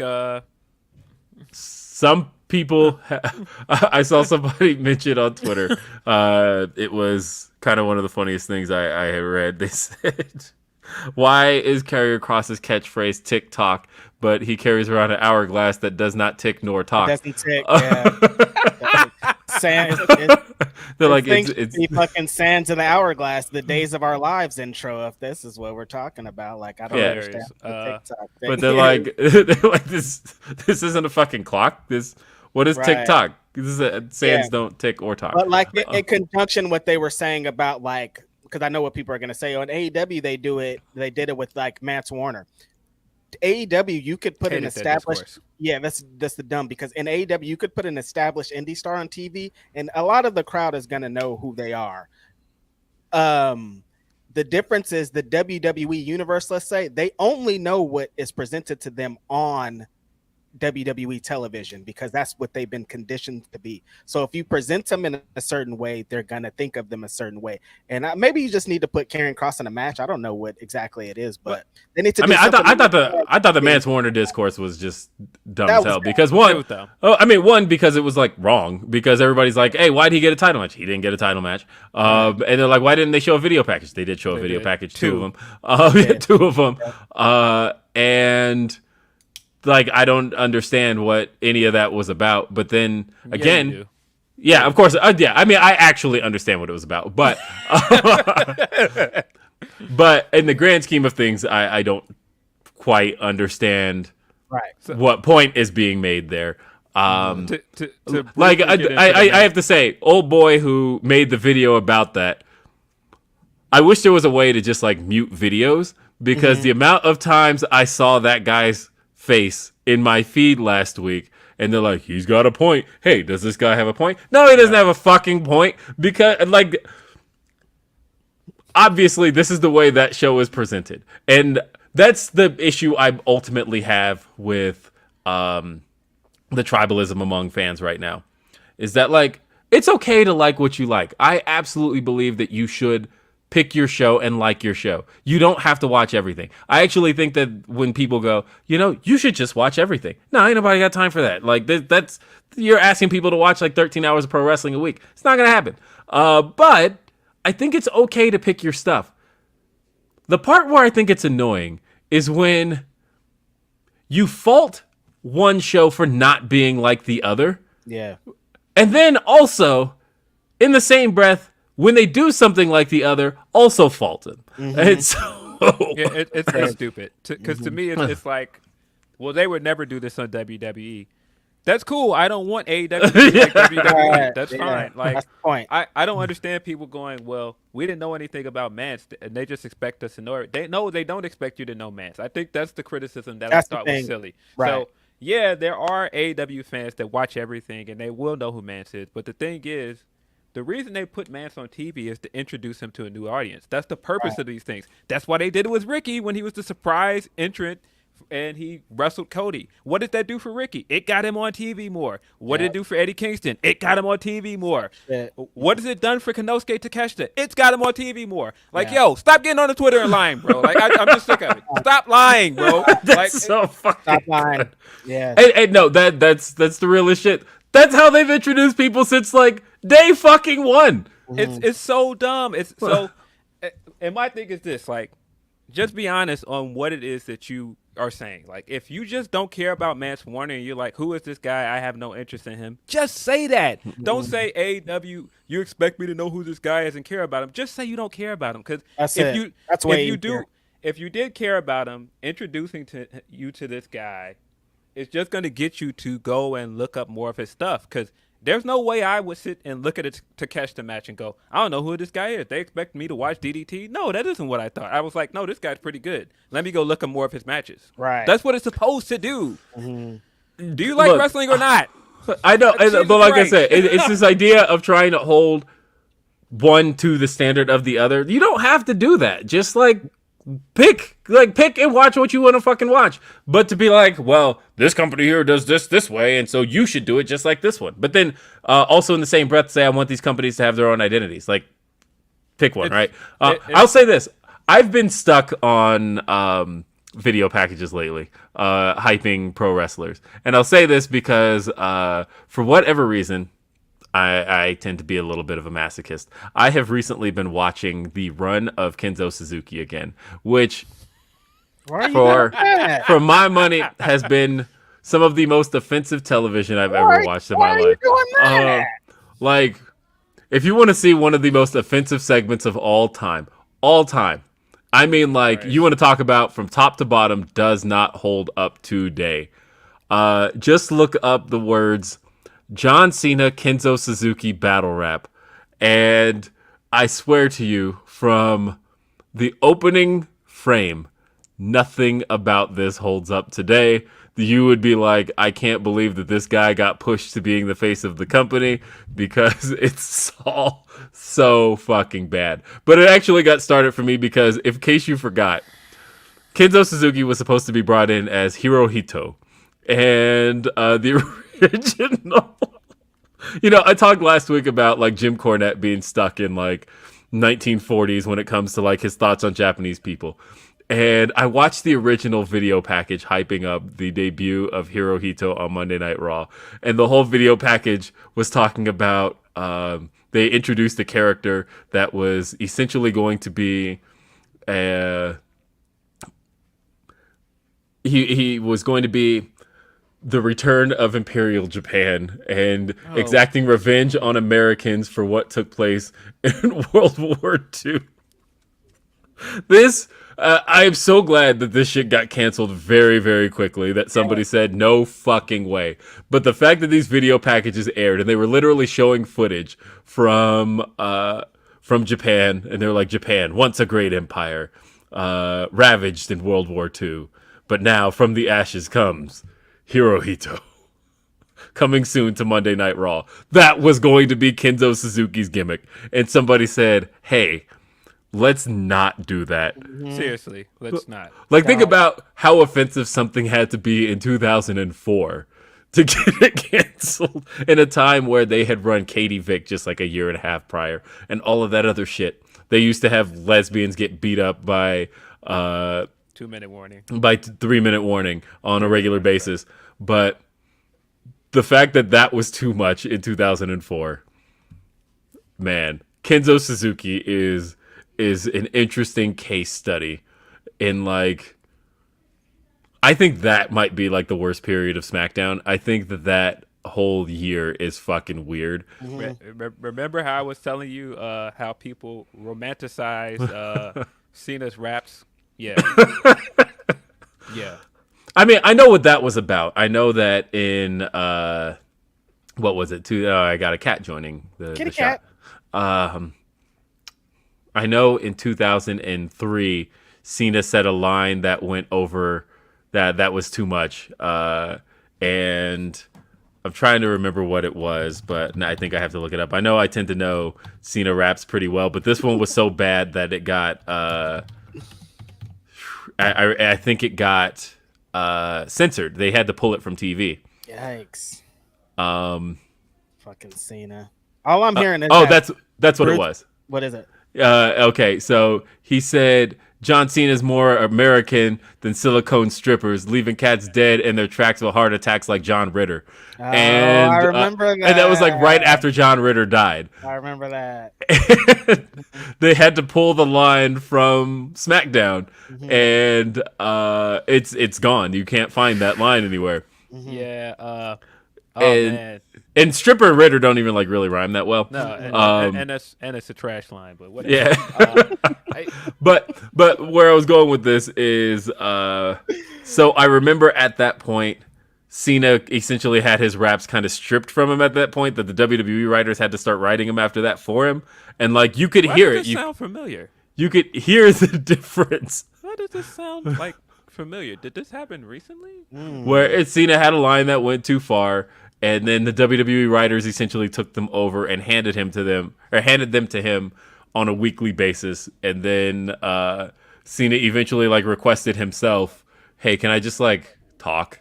Because that would be much better for me and much easier for me than." You went from Cena writing the raps to the actual higher up whites writing the raps. Yeesh. And at least Cena could actually freestyle, so he could get something out of there. When you move it up to where this is all getting to the where we're leading to, Bruce Pritchard, he's a sick Negro, because he all of this every time something bad happened in them times. Bruce Pritchard. But again, they took the raps from Cena. We talking about sick Negroes, I know. Like when people ask, or when people are like, "Oh yeah, Cena went PG," like that was a big part of it. Was that he was like, "Look, can I just do promos if I have to come out here and just like straight up say you are gay?" Like that's what he says in that rap with Kenzo Suzuki. Like he was just like, horrible. "You want to talk about USA? Well, I think you are gay." And I'm like, "What is this? This fucking sucks." I know. It's so bad. It's so bad. It's so like, what? I know. It fucking sucks. This is like such unoriginal bullshit from. I don't want to hear nobody else say anything else ever again about a Max Caster rap after I just heard that line. That was awful. Fucking awful. It's like just straight up like pro America stuff. It's all some of the wackest shit you'll see today. Can we make this clip viral so we can get Cena canceled off this shit? That's how awful this shit is. Like, let's find legit, the clip and I'll talk about how awful it is. Legit, look up John Cena Kenzo Suzuki rap. I think it was on like the first SmackDown of 2005. Awful. And I'm like, later that year, he became the guy in the company. And it's so weird that it's bizarre shit. We've had this conversation before. I was not a Cena guy. I was a big Cena guy. And at the time, and I'm looking back at this stuff like, why did I like any of this? Yeah, why did you like that? Hit Row. Yes. Hit Row is back though. No, I'm really happy for Hit Row though, and I'm happy to see them back. And I want to see what they end up doing. I saw somebody ask, do I think they could be the ones to dethrone the Usos? No. And big reason for that is that I think we have to kind of take a step back and recognize what Swerve was saying, that these are all three fairly new professional wrestlers in terms of where they're at in their careers. These guys don't have a whole lot of experience to themselves. I do think that being in a tag team will help protect them in terms of what they can do. Like right now, we're just seeing them. The last night on SmackDown, all they had was a squash. Yeah. All we've never seen, if you watch the matches before, they were just squashes too. Like we haven't seen them like go for it yet. So it's going to take some time. I am now shaking my head because somebody put in our chat, Ruck Fools, and somebody put that clip of him with that shirt on with the clip of the women like, can I play with it? Can I touch it? And then it zooms back and they're talking about the belt. Some of that Cena stuff was really awful, bro. Really awful. And people liked it, but it was really not good. It was a bad time. That period of SmackDown is really, really bad. Because I started just looking for the Kenzo Suzuki clips, and then I'm like, oh yeah, I forgot Undertaker feuded with Heidenreich, and oh my god, Heidenreich, Jesus Christ. And that feud, that wasn't just like a month-long feud. That shit went on for like 5 months. No, that 2004 SmackDown Nathan Jones is genuinely so bad. It's bad time. Oh yeah, you had Stutter and Matt Morgan and like so bad. It's really bad stuff. Yeah, but man, I'm happy for Top Dollar because I felt like he got a pretty poor shake the way that he got let go, and then people kind of like used that to try and roast him, and I didn't think that was cool. So I'm glad that he's getting another chance to do the Hit Row stuff, especially because it was initially his idea. And man, him clapping back earlier. Yeah, stop asking black people to join Hit Row. That is not. Yeah, it was great. Okay, or him clapping back and saying, somebody saying that they need a leader. He's like, nah, I'm the leader. This is my shit. Like this is my idea. Okay, here's the thing. You have to recognize not every black person is going to fit in this group. I kept seeing in comments, people were replying to me when I said I'm happy Hit Row is back. And they're like, well, maybe Carmelo Hayes could join this group. No, stop. Where is this Carmelo Hayes' gimmick at all? No, he's black and he likes rap too. Put him with this guys. Hey, how about R-Truth, who's older than these guys? He raps, right? Put him with this guy. No, stop. I can't believe the amount of people that said R-Truth. R-Truth, you guys, are you serious? Come on, please be serious. We have to be serious here. R-Truth, man, come on, and Hit Row, that isn't. But they're presented different ways. I don't know if people understand this, but R-Truth is treated like a comedy act. Yeah. If you're ever gonna give, he's your funny ass uncle. And the type of, and even if you go back to like pre-comedy R-Truth, the type of rap R-Truth did was not the same. That's not like it's. Yeah. So yeah, man, if you're ever gonna give Hit Row a chance, you've got to let them stand on their own feet. You can't try and add other things to this to make it work. Just let them have this now. That's what messed it up before. Stop like going down the list of black people you can add. I also saw, hey, what if MVP joins? Stop.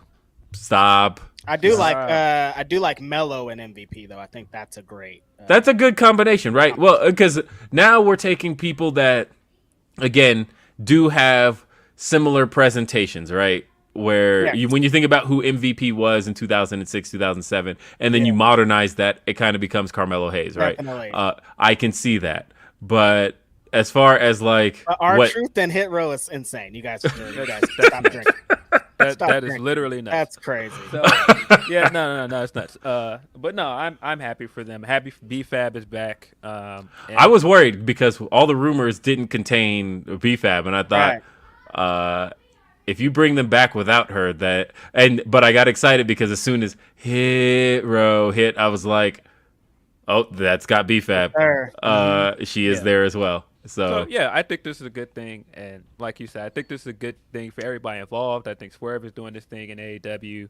I just feel like Swerve is, like you said, presented better now. I like what he's doing more than what he was doing with NXT, and I like that Hit Row is getting a chance to still establish themselves as the act that they started in NXT. I think it's good for everybody. I think the thing people need to take a step back and think about is the fact that, look, Hit Row at the end of the day, and I like Hit Row, and I like everybody in Hit Row, but Hit Row is an act. And I think that Swerve Strickland has been presented, I think he's kind of past that in his career. He is a professional wrestler. He is a wrestler.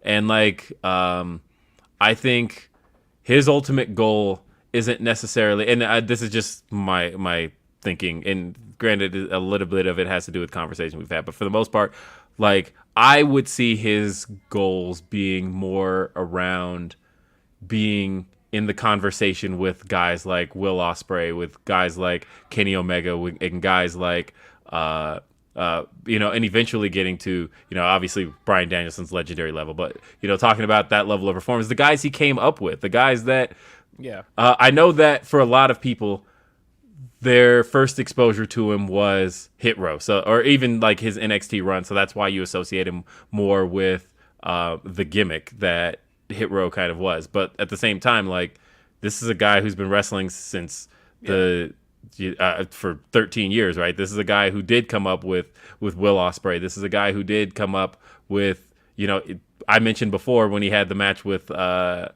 Bucks and Ricky Starks and Powerhouse Hobbs. This is the fourth promotion he's wrestled the Young Bucks in.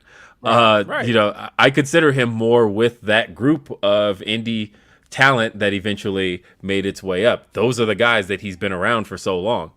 I don't know. He's a wrestler. Like, that's how I see it. I don't look at it as the gimmick of Hit Row. And that's not knocking gimmicks. I just think I think people are tying too much of that stuff together. Look, we talked about it when they all got released. Swerve didn't need a gimmick like that to get over. And I feel like them feeling like he needed that missed what was great about Swerve. And, to throw a Lupe example in there, like he always said with the Atlantic stuff, he was like, no, they kept trying to give me beats with hooks already on it. And he's like, nah, I don't want that. He was like, that's y'all shit. Keep that. And I feel like that's kind of the situation right now with Swerve. Like, nah, Hit Row is their thing. Let them keep doing that. That's y'all's. Like, let me do what I'm doing over here. Y'all cook over there. And that's not a knock at them, like I said, but let everybody eat on their own. Like, he doesn't really need to. Even if he had re-signed with WWE, I would want to see him doing Swerve. I wouldn't want to see him doing. Stop trying to pigeonhole him in something that wasn't something he initially wanted to do. And that's not to say that he probably didn't have fun doing the Hit Row stuff, but like I said, he didn't need to do that to get over, in my opinion. I didn't think so either. But like I said, listen to him talk about it. I posted the clip on my Twitter, which is right here. So Orion Ben, by the way, says, damn it, I can't shake this fucking cough. I'm truly Idris Elba here. Check out I Am Watching Video Music Box documentary when you get a chance. It was the forerunner to these whippersnappers and produced by Nas. Yeah, I watched that actually. It's a great documentary. Everybody should watch it. Video Music Box was the original hip hop watch your videos nationwide or whatever type of thing. Very great documentary. I think it's on Amazon Prime, one of them streaming services. You'll see it soon. Nathan says, "Sup guys? Can't watch live as I'm on the golf course, but one of your thoughts on Daniel? One of your thoughts on Daniel Garcia? Personally, I think he's too big to join BCC. Think he can lead his own group with Matt, Angelo, and Anna. I think what they're doing with Garcia is fucking brilliant, man. Right. Everything about it is great. Well, especially because like that promo they had on Rampage. Rampage wasn't my favorite episode this week, but I thought the opening promo cooked. I thought that Bryan reminded us that, look, when I call Bryan the GOAT, it's not just because of his ability in the ring. Big piece of it. But that man handles the stick, I think, with the best of them. I think he is one of the best mic guys possibly ever. I think when he gets out there, some of my all-time favorite promos are Bryan Danielson promos, but the way he got in there and cooked Daniel Garcia, but in a way that made you believe in Daniel Garcia a little bit, in a way that made you think, like, Daniel Garcia does not need to be in the Jericho Appreciation Society because, he is a wrestler's wrestler. I don't know if he even needs anybody. He doesn't need to be with anybody at this point. I think he could just be on his own doing great things, having 2 out of 3 falls matches with the greatest wrestler of our generation. Yeah, that was I think that's what's always funny to think about with Bryan Danielson, because I remember when he originally signed to WWE, everyone's thing was like, well, this guy has no mic skills. He's all just wrestling. He's all this. And it's like, you guys don't know about this guy. And eventually he showed everybody. I accidentally rewatched. That was another thing I rewatched this week. So the rumor, of course, going into All Out is that it's going to be Chris Jericho versus Bryan Danielson at All Out. That makes sense. And I thought, my immediate thought was, I remember that match happening twice. I couldn't remember if it happened more than twice. I remembered they faced each other as an Elimination Chamber qualifier in the 2013 Elimination Chamber. And then they faced, and that was on Raw. And of course, Bryan Danielson's first WWE match was against Chris Jericho on that first NXT. And so I went and watched that first NXT. And God, how fucking insulting was that first NXT? Ridiculous. Like the idea that they're like Bryan Danielson standing there and they have Miz talking about where's your charisma? And you know what? It's interesting to think about that today. Thinking about the idea that like Bryan Danielson is 10 times more charismatic than the Miz. Oh, do you know how that sounds in retrospect? It's funny because WWE has kind of brainwashed a lot of WWE fans to talk like that online. Like, oh, he doesn't have any charisma. He can't talk. Like, you just, yeah.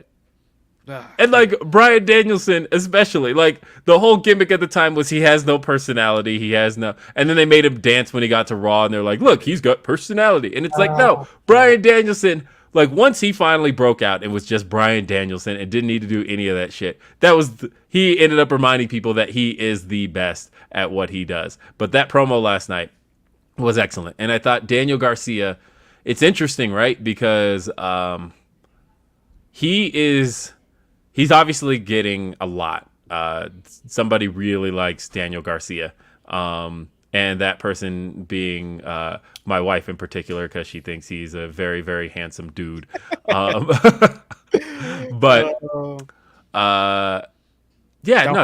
don't have Daniel Garcia on Cameo getting you out of here. Yeah, I know. No, that's how I'm gonna get. That's how I'm gonna be divorced, right? It's just gonna show up in a Daniel Garcia. Yo, I'm just gonna get a Daniel Garcia cameo in my inbox talking about it's over. It's over, bro. Don't text her, don't DM her, don't do nothing. But no, the storytelling they're doing Garcia is fantastic. Just the fact that he feels like he owes Jericho because Jericho helped him when he was at his lowest, and so yeah, he appreciates him, and that's why he is joining this crew. But all the while, he keeps saying in so many ways, like, "No, I belong over there." He's reminded us several times that Bryan handpicked him. He's told us that Bryan is his hero. He wrestled that match at Ring of Honor that he told us he didn't care about in maroon trunks, like Bryan. He tried to do Bryan's move to finish the match, and it cost him the match. All of that storytelling is great, and him beating Yuta and the way that he beat, well, not beating Yuta, but beating Bryan, the way he beat Bryan was great.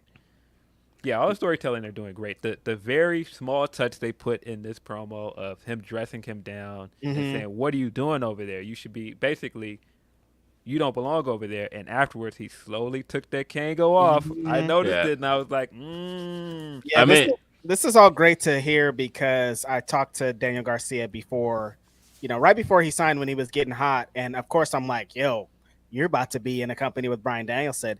And I remember him telling me that he wanted, when he got to interact with Bryan Danielson, he wanted it to be super important, and he didn't want it to just be a throwaway match. And for it to get to here, to where he's going to be in a 2 out of 3 falls match with one of the greatest technical wrestlers in history of professional wrestling, and he gets to be in a promo with him and have a program with him to set up another program. It's not just amazing. A match. It's a story. It's great. I gotta say though, the term technical sports entertainer is the funniest shit. That's how that pops me every fucking time. I laugh my ass off at the term technical sports entertainer. I love everything about what he's doing. The fact that he keeps trying to get Dragon Slayer over, which is a very Jericho thing to do. It is. I just think all the small touches they're doing with Garcia is just so good. Can't wait for that match. That's gonna be a killer match. It's gonna bang. DNC Digital says Billy is Chad Gable talking about the Power Ranger stuff. It kind of is. Yeah, I like that. I can see that. Marco says, any of you guys get eyes on Street Fighter 6 and the heavy urban / hip hop influence they're using for the music and aesthetics? Can't wait for more Grapsody content. I don't know if you guys watched Evo this past week. I did. But I did. Have you noticed that the top Street Fighter players in the world are either Japanese or black?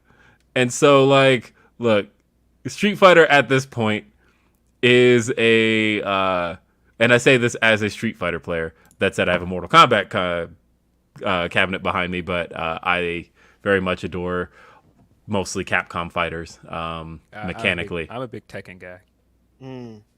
My uncle was upset. I remember when he first got a Sega Genesis, he was obsessed with Street Fighter. Special Champion Edition. He was crazy on Street Fighter. I remember him going to do a Street Fighter tournament, but like he had other games, and when he would lose on the other games, he'd whip that game out, put in Street Fighter, and whoop some ass. Yeah, Street Fighter is like that's our shit too. No, for sure. Yeah. Yeah. So I just couldn't help but notice that when the tournament was winding down in Street Fighter V, I'm like, it's just black people and Japanese people up here. This is another Lupe bringing him back up. Lupe, that's what Street Fighter. He's always trying to challenge some rappers. Legend. He beat Daigo, bro. Like, only Ken and Ryu. He finds it hard to be Zangief. But no, it's hard to be Blanca. Was the line. But yes, as far as Street Fighter 6 is concerned, yeah, I kind of like the aesthetics. I'm gonna pick it up, for sure. I really want just a straight up 2D Street Fighter again, though, and I hate that we've gotten so far from that. Like, look, it's over, old head. No, I'm saying Street Fighter 6. Look, Street Fighter 6 can exist, but give me Street Fighter Alpha 4 is what I want to see. Give me a sequel to, and I know you say it's over, old head, but look at how popular.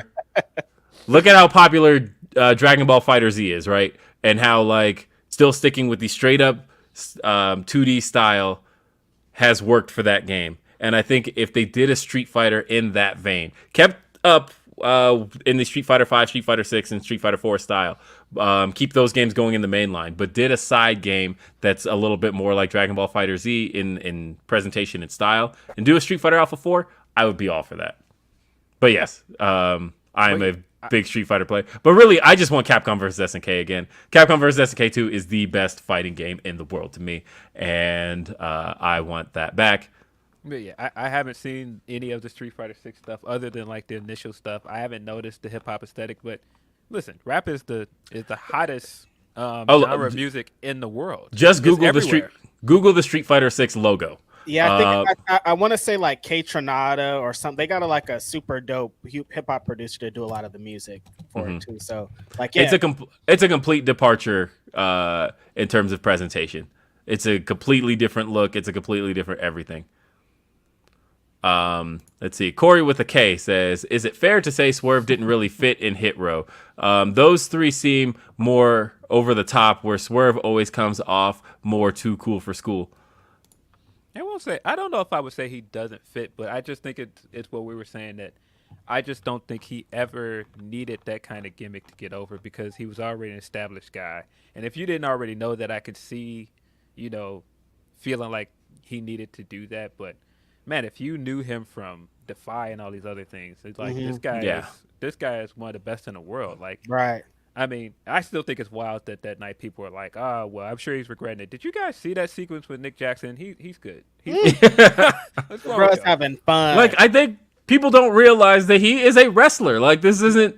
But okay. But it's but I get it, because I get why people, what a lot of people's first exposure to him was. Right. And so that's what they see him as. Roy says, biggest lie in the whole Warner discourse is that dude pretending he didn't have time to Google Mance. He can take a 3-minute break from Proud Boy videos. Look, it's look, more than anything, and it's like Phil said, I don't even think anybody's expecting you to Google him.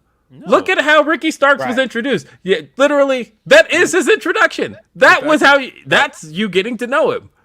I think there's also this fallacy in wrestling that people act like, okay, well, I need to be up on everything so that I can impress other people on the internet. Sometimes it's okay to be like, I don't know this guy. I don't know I'm this discovering him, and it doesn't have to be everybody else. That's fine. It doesn't have to be a bad, like, I don't know them, they're dumb. It's just be like, oh, I've never heard of them. That's a new discovery. Or who is this? He doesn't matter. Like, no, right. If you don't know who somebody is, like, it's cool to just discover him as we go. Like, I didn't know who tons of wrestlers were when they first came to AEW, but it's cool that we now see more wrestlers. You know them now. So it's like, I don't know. It's such a weird thing to be upset about.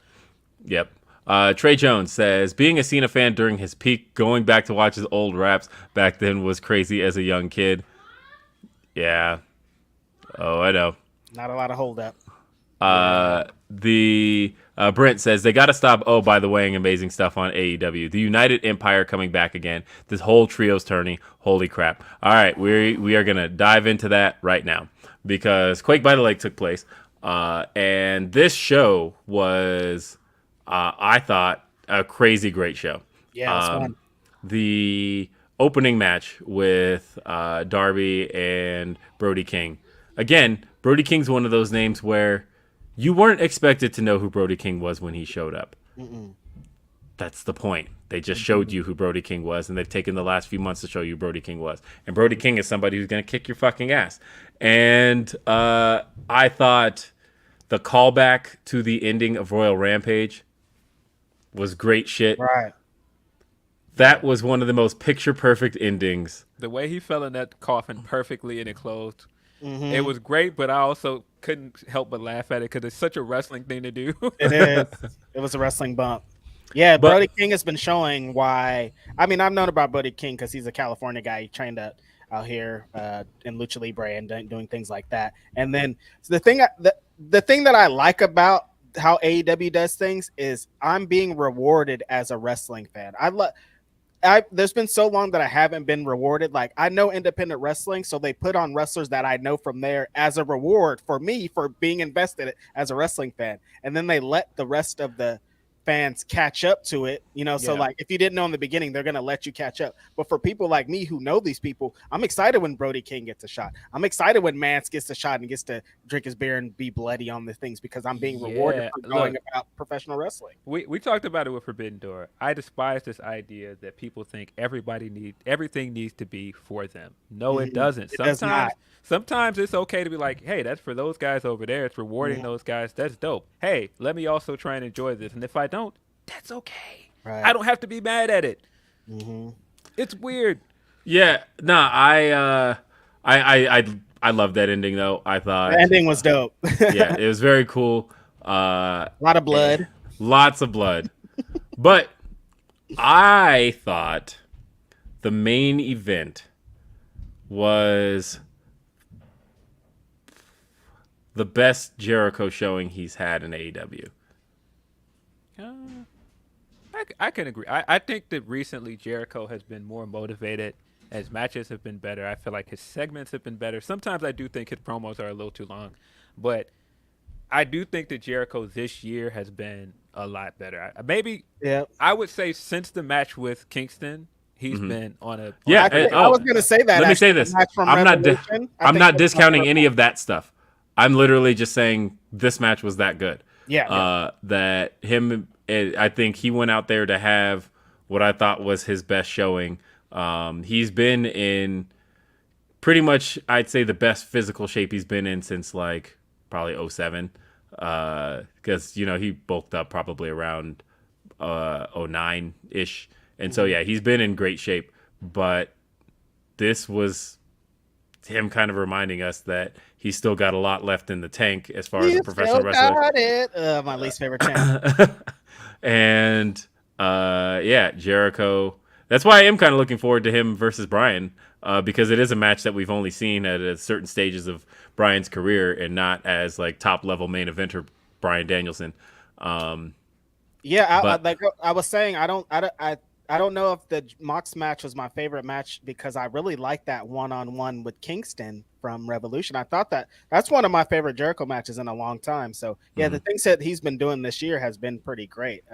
Surprisingly, when it comes to just in ring on the bell to bell shit. So shout out to Jericho and Moxley. He does it again.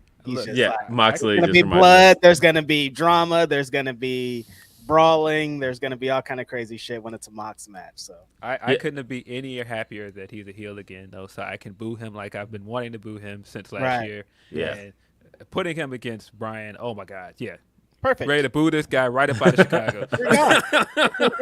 But no, he's been doing great. Yeah, but the two big things to come out of this show. The first one being that it kind of sounds like Kenny's coming back this Wednesday. Kenny Omega. And if I know anything about Tony Khan, I know that if it wasn't going to be Kenny Omega, he would be doing everything in his power right now to stop the rumor train. Right. Because if there's one thing Tony Khan hates doing, it's like disappointing. And so it's one of those. he never really like sets out to intentionally disappoint. That's not to say that there's never been disappointing stuff in AEW, because of course there has, but more so he knows doesn't expectations. He doesn't like to be in the business of setting you up to be angry, right, and setting you up to be upset, or like, oh, they got us. You know, he made sure to plant all the seeds last year for the CM Punk return, to make sure that, you know, you had every. What if he doesn't show up? What if MJF comes out? What if we sold all these tickets and then he's not there? Like, he made sure to plant all of the seeds there to make sure that it was in your head. CM Punk was coming out, to the point of where the show literally opened up, saw the music stops, fans are chanting CM Punk, and that was it. So I feel like he's done the same thing here with Kenny. He made sure to remove all doubt, where everybody's like, well, what if their partner's what if it's the Hung Bucks, right? Like, what if it's Hangman? Made sure this week that you heard Hangman say, it's not me. And then Brandon Cutler even says, well, I could do it. And they're like, shut up, Brandon. Like, making sure that I bet you BTE this week has all the Kenny hints all over it. Oh, yeah. They want you to be sure that I would not be surprised if Dynamite, literally, the music just stops at the start of the show, fades out, and the crowd is just chanting Kenny, and they are just ready. And you know what the best part to me is? CM Punk is best known as a mic guy. That is what we love CM Punk for. We love how kind of pointed and aggressive he can be as a personality. So, of course, the first thing we want out of CM Punk in his return is him to talk to us. Mm-hmm. But the thing people want out of Kenny more than anything else in his return is professional wrestling. They want him in the ring. You talk, bro. No, get in the ring. They want you in the ring. And I love that that's what we're essentially building up for Kenny. And this match with these people. My God. Yo, that tornado tag match, by the way, was that was crazy. That was super fire. But yeah, we got him in there with Dragon Lee, Roosh, and Andrade. What? Yeah, that's crazy. That's gonna be crazy. Yeah, that's gonna be nuts. I'm so happy. I can't believe it's coming this week. Unreal. But yeah, I think that there's so much good storytelling they're doing with the Bucks right now and their face turn. And I think when people talk about how they're disappointed with the women's stuff, it's because you see all the layers they put into the storytelling with the Bucks and those guys, or like I just talked about with Garcia, and they haven't really done that with the women yet. They haven't done any fully layered storytelling. I agree with that. They haven't done that with any women's feud yet, and I feel like that's the big missing piece. But man, all of the stuff they did with just using Hangman to turn them face again, and yes, they did need to do the Hangman stuff first, because listen, Kenny's gonna get cheered when he comes back, so they have to be faces. They cannot be heels when Kenny comes back. No, but man, just the small things like Hangman telling them, like, no, you know, these guys are my friends. They were my friends, and so I feel like I have to second them. Like the Bucks didn't want a second for Hangman in his first title match, calling all the way back to the first year in AEW. Like, all of that stuff is just so good, and I appreciate that stuff as somebody that's been watching since day one. So I am super psyched for Kenny, but all the stuff they've been doing with Hangman in the build up to this has also been really good. This is going to be a great week. They are at the Charleston Coliseum, I want to say, in Charleston, West Virginia. Yep, I just pulled that up. And that is the arena where SCU won their first tag titles. And as a matter of fact, I think, am I correct here? No, I'm not. Never mind. Forget the thing I was about to say. It should be fun. I think this is going to be a fun night. I think it's going to be a fun match. The bracket as a whole looks really great. Like on one side, buddy. That left side. Like, look, I feel bad, right? Because I'm thinking, look, UE I kind of want to see win, but at the same time, the entire premise of the Trios division was kind of built on the idea of 3 teams, which was the Elite, Best Friends, and Death Triangle. And if Death Triangle loses in the first round, that kind of sucks. And so I kind of don't think, like, I know people are like, I even said the same thing of, oh my God, we could actually get to see Kenny and Ospreay in this tournament. That's possible. It's entirely fucking possible. But I also kind of think that... I think that's why we're not going to see it. Right. I kind of think that Death Triangle needs to be the ones to move on just because the whole premise of this division doesn't work without, when they were first talking about doing a trios division, it was at the beginning of 2020. And that was when Death Triangle formed. And so I don't see a scenario where they're not... at least in the semifinals. Yeah. And, but on the other hand, we have seen Death Triangle versus the Elite. That's happened before. That, as a matter of fact, the first Death Triangle match was Death Triangle versus the Elite. Right. It happened in Daly's Place, January 1st, 2020. So we have seen that match before. I mean, you can't go wrong. I mean, that's true. It also delivered. So, like, I'm not going to complain. The match fucking rules. So you can't go wrong. I mean, with either outcome from that match, either we get Death Triangle versus the Elite or we get Ospreay, which I kind of feel like it's a red herring because people want the Ospreay and Kenny match. But I feel like the first time we see the Kenny stuff, it's going to be in a one-on-one. That's what I'm saying. Yeah, that's exactly what I'm saying. I don't think they're going to do their first little hookup. Although I do want to at least do something. Like, I would have, like, Kenny and the Elite walking up the stage, and then as they're celebrating their victory, exactly. And like have them pass each other on the stage in like a way of, hey, we might get this match, you never know, but then ultimately have Death Triangle win. I think this tournament is looking really good. Really, it's just like the Trustbusters is like the only team I'm like not into. I saw putting Trustbusters in there instead of another trio that's more established doesn't make much sense to me. Interesting choice. I mean they're gonna lose in the first round, and they're gonna lose to Best Friends. And I think to me it was probably a way to kind of protect any other trios right now. Like, what trio could we have lose in the first round? The Factory. You could have put Red Hood in there. Yeah, I don't know. I saw somebody on Twitter. Actually, my friend. So Colin Harris sent this to me. He said. And I can agree with this. And I'm sorry that I agree with this. I don't, because I don't see it with Parker. I don't. Someone said Parker Boudreau looks like a corrupted Brock creative wrestler save file. Totally. 2002 Brock Lesnar vibes. But like, if it got corrupted, like it's I don't see it with him. Actually, I take it back. I see him. I think he's a great wrestler. I think he's going to be a future world champion. Fourth row, West Side Gun. We love your wrestlers. So, yeah. Hey, Rashad says, first thing I noticed was the new mics. Glad to see y'all on the come up. We need to see Phil interview Seth Rollins soon. I agree. That'd be incredible. That's definitely a guest I would love to have. That's absolutely a dream interview for me. Mm-hmm. Just because I would rub people's nose in it.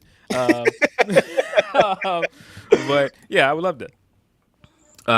And hey, we got a couple more. Life of Deem says, happy Saturday, Grapsody crew. Just got tickets for Black Girl Magic next week in Brooklyn. It's going to be my first independent show in nearly 6 years. Hey, shout out Deem.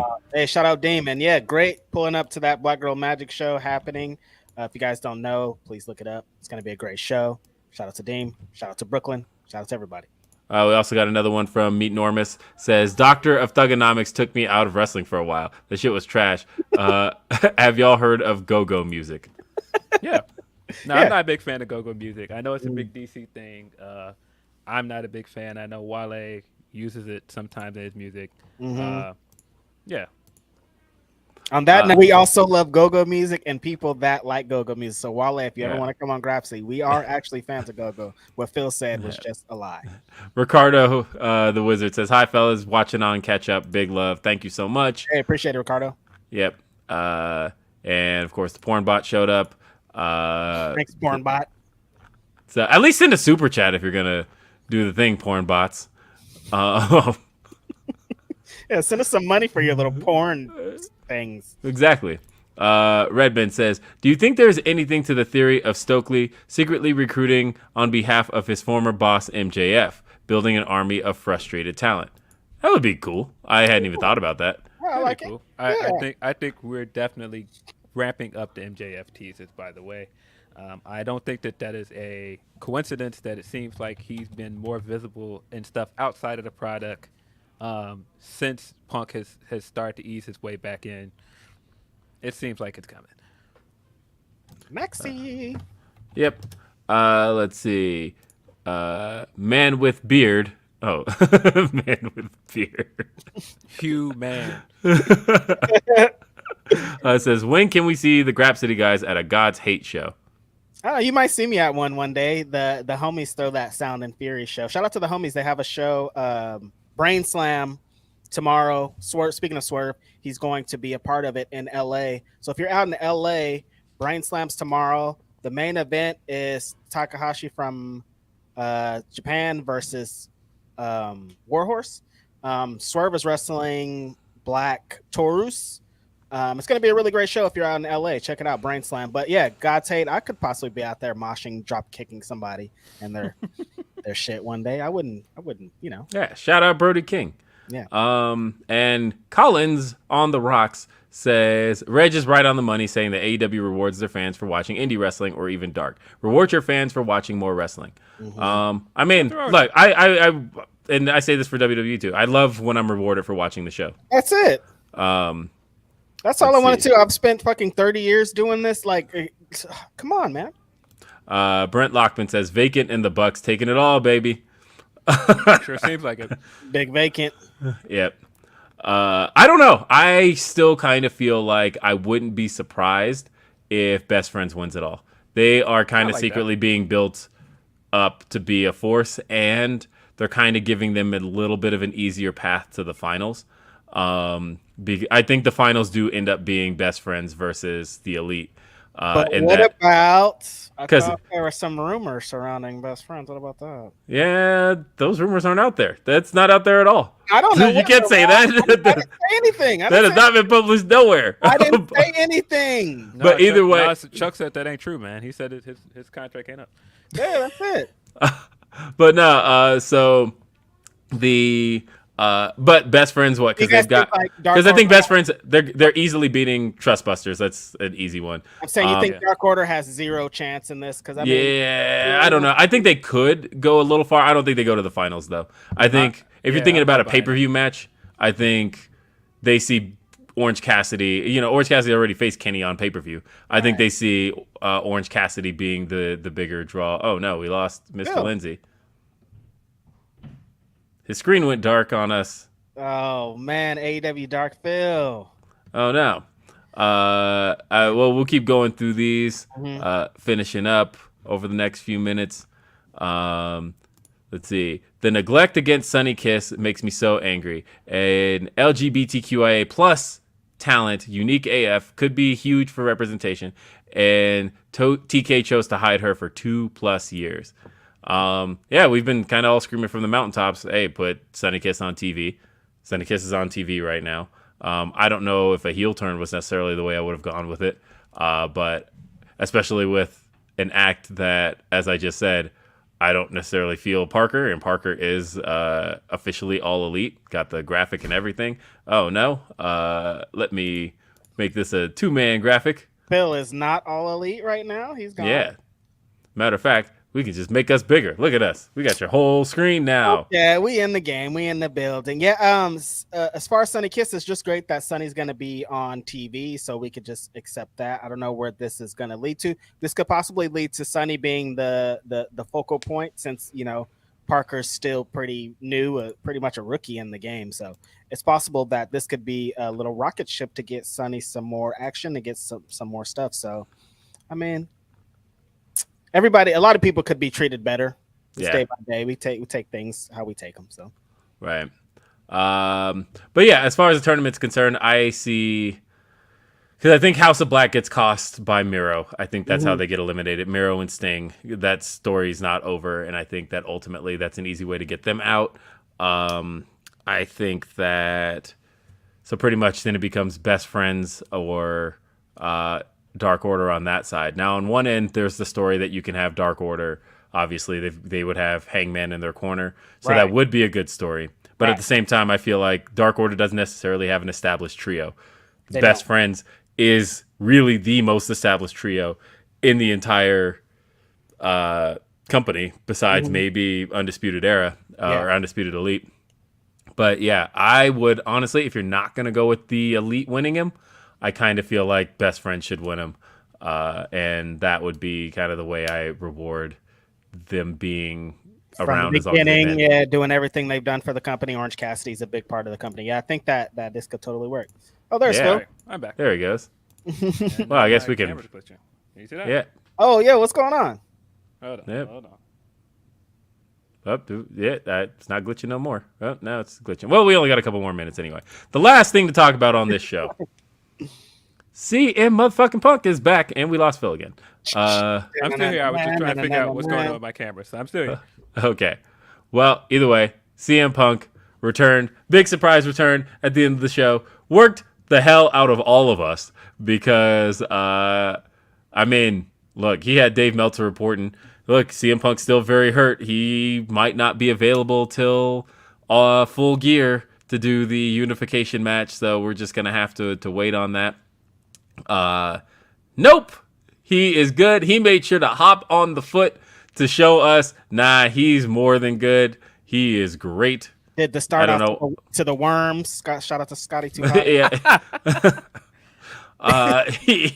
He was doing this thing, and yeah, CM Punk looks like our all-out main event is set. It's back. And you know, it's so funny. The poster for All Out has had CM Punk on it the whole time. The very first video package they showed for All Out when the tickets were going on sale had CM Punk at the end. I don't think they ever anticipated not having CM Punk. They would have removed him from that stuff a long time ago. And the fact that he's always been on it should have been the indicator. You know, we even talked about how can you do 2 events in Chicago back to back and not have CM Punk at either of them? The easy answer is they're not. They're like, you don't have to worry about that. He's gonna be here. This is awesome, man. Like, and this is a huge main event that's gonna be set up here for All Out, like a giant main event. CM Punk, Jon Moxley, AEW World Championship, fucking undisputed match, man. This is crazy. Like, to get CM Punk back. I don't want to say they needed CM Punk back because of Chicago, but it helps a lot that he's going to be here, you know, leading the way for them. So it's an exciting time, man. That was a big pop of him coming back. He did a little bit of work to show that he's ready.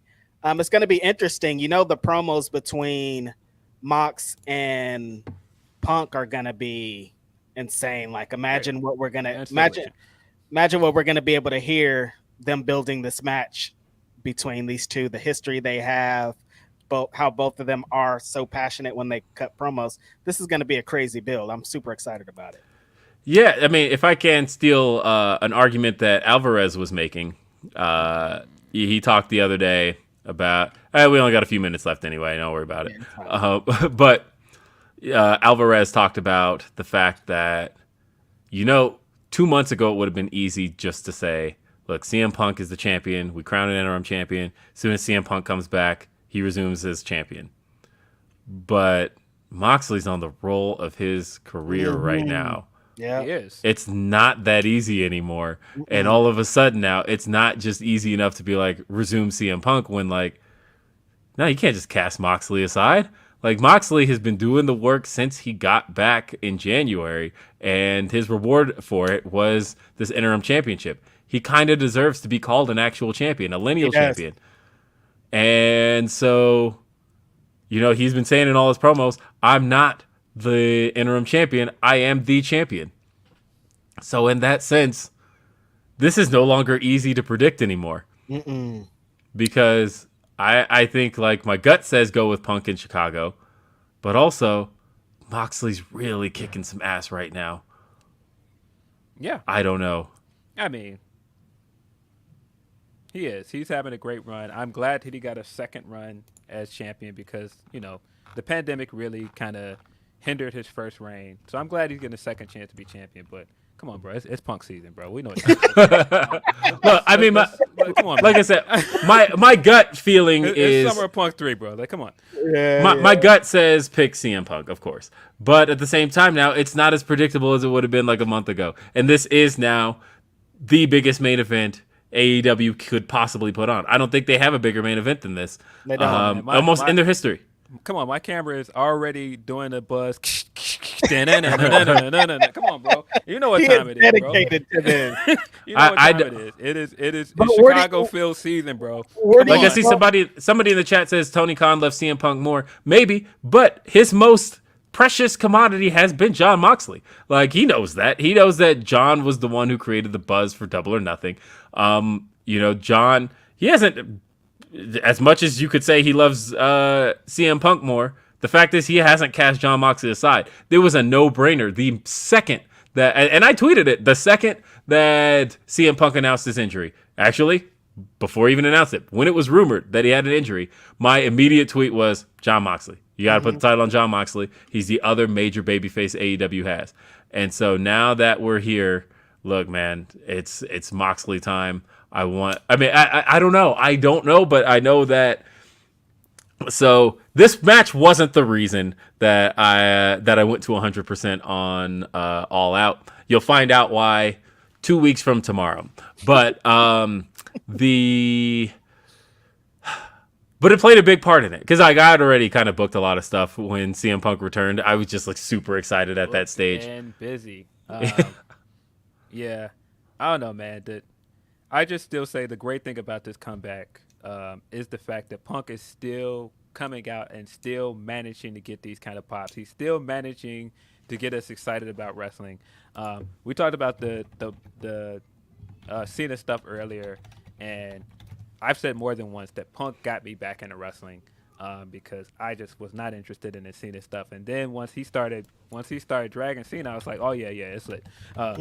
So I mean, I wasn't watching Dynamite live when it happened, but when I saw it pop up on my feed from like the Bleacher Report app and everywhere else that Punk is back, I was like, yo, let's go. And so just that image of them in the ring, like staring each other down. Did all of us miss it? Did all of us miss it live? Because I didn't see it live either. No, I saw it live. I was sitting in my car having a father-daughter talk with my kid because some stuff had happened. And so I missed most of the main event live. I saw everything up to the main event, but I had to pick Veda up from her dance class. I'm sitting in the car, and Billy opens the door, and he's like, Dad, CM Punk's back! And I was like, Veda, this talk's going to have to wait. And I ran inside. Yeah. Punish yourself. Just such a great feeling knowing that the show is coming up, and it's like, you don't need anything else to build this pay-per-view now. CM Punk is back. That is your main event. And the fact that Moxley has essentially carried the main event scene for 2 months, you can have a better main event going into All Out. I feel like these are the top 2 AEW guys right now. Like, this makes all the sense in the world. It's in Chicago, Illinois. It's gonna be lit. Come on, man. I'm super excited. The reason I'm gonna be Team Mox and want Mox to get the victory is because he has been a fighting champion. I just don't know if CM Punk is going to be busy as Jon Moxley has been. Yeah, I mean, Punk was trying to be, though, because, like, you know, he wrestled a match literally the Wednesday after he won the title. I think he wanted to be that champ, too. Okay. So we'll see. As a matter of fact, the best thing they could do right now, maybe not this Wednesday because this card's already full, but announce the CM Punk match for maybe the Wednesday after. Mm-hmm. Yeah, I don't know if he's cleared to wrestle yet. They haven't said that, have they? I mean, that man was hopping around on that foot. I think he was trying to show that he's cleared, you know? Yeah. It seems like he was trying to say I'm good to go, but yeah, man, couldn't be more excited for All Out now. I was still excited for All Out, but knowing that it's coming home, the title's coming back to Chicago where it belongs, couldn't be any more excited. I'm tired of y'all. But hey, we got Kenny this week. Like, I'm telling you, I said it this week. Wrestling fans are eating good right now. We are eating fucking good right now. It's a good time. This has been Grapsody. This has been a great edition of Grapsody. Stay with us this week. Again, subscribe to Fightful Select. And by the way, they said the part of Max Headroom will now be played by Phil Lindsey. I feel like my cover is now blowing with this glitch. I've been a sophisticated Google bot all this time. We will be around this week. Subscribe to Fightful Select. $5, as Sean Ross Sapp would say. Subscribe, Fightful Select. We'll be a part of Fightful Select going forward. We'll still be here every Saturday, though, noon Eastern, 9 a.m. Pacific, right here, youtube.com/Fightful. And, of course, check me out. I'm on Day After Dynamite every Thursday on youtube.com/Fightful, 3 p.m. Eastern. Righteous Reg, what you got going on? Indeed, the new PWI is gonna come out 500. I finished all my entries, so I'm ready for everyone to be annoying online. And it's a Grapsody every week. I'm super excited about Ask Grapsody. We're ready for that. Send all your questions in. Maybe we'll do a hashtag or something after this to let you guys know exactly where to send them. Yep. There's going to be a lot of discourse when that PWI comes out about the number one smash Classic. hit. Off the charts. And Philip Lindsey, what you got going on? I got an article that just came out about Ricky Starks yesterday. Super excited for his face turn and where this could go. And I'm recording with you guys. I am going to the Impact show tonight. Oh, sweet. I do not have media credentials. Stop saying I have media credentials to everything. That's weird. I still have to pay for things. I don't know what you guys are talking about. Yeah. All right. We will see you next time. Have a great day. Peace. Peace.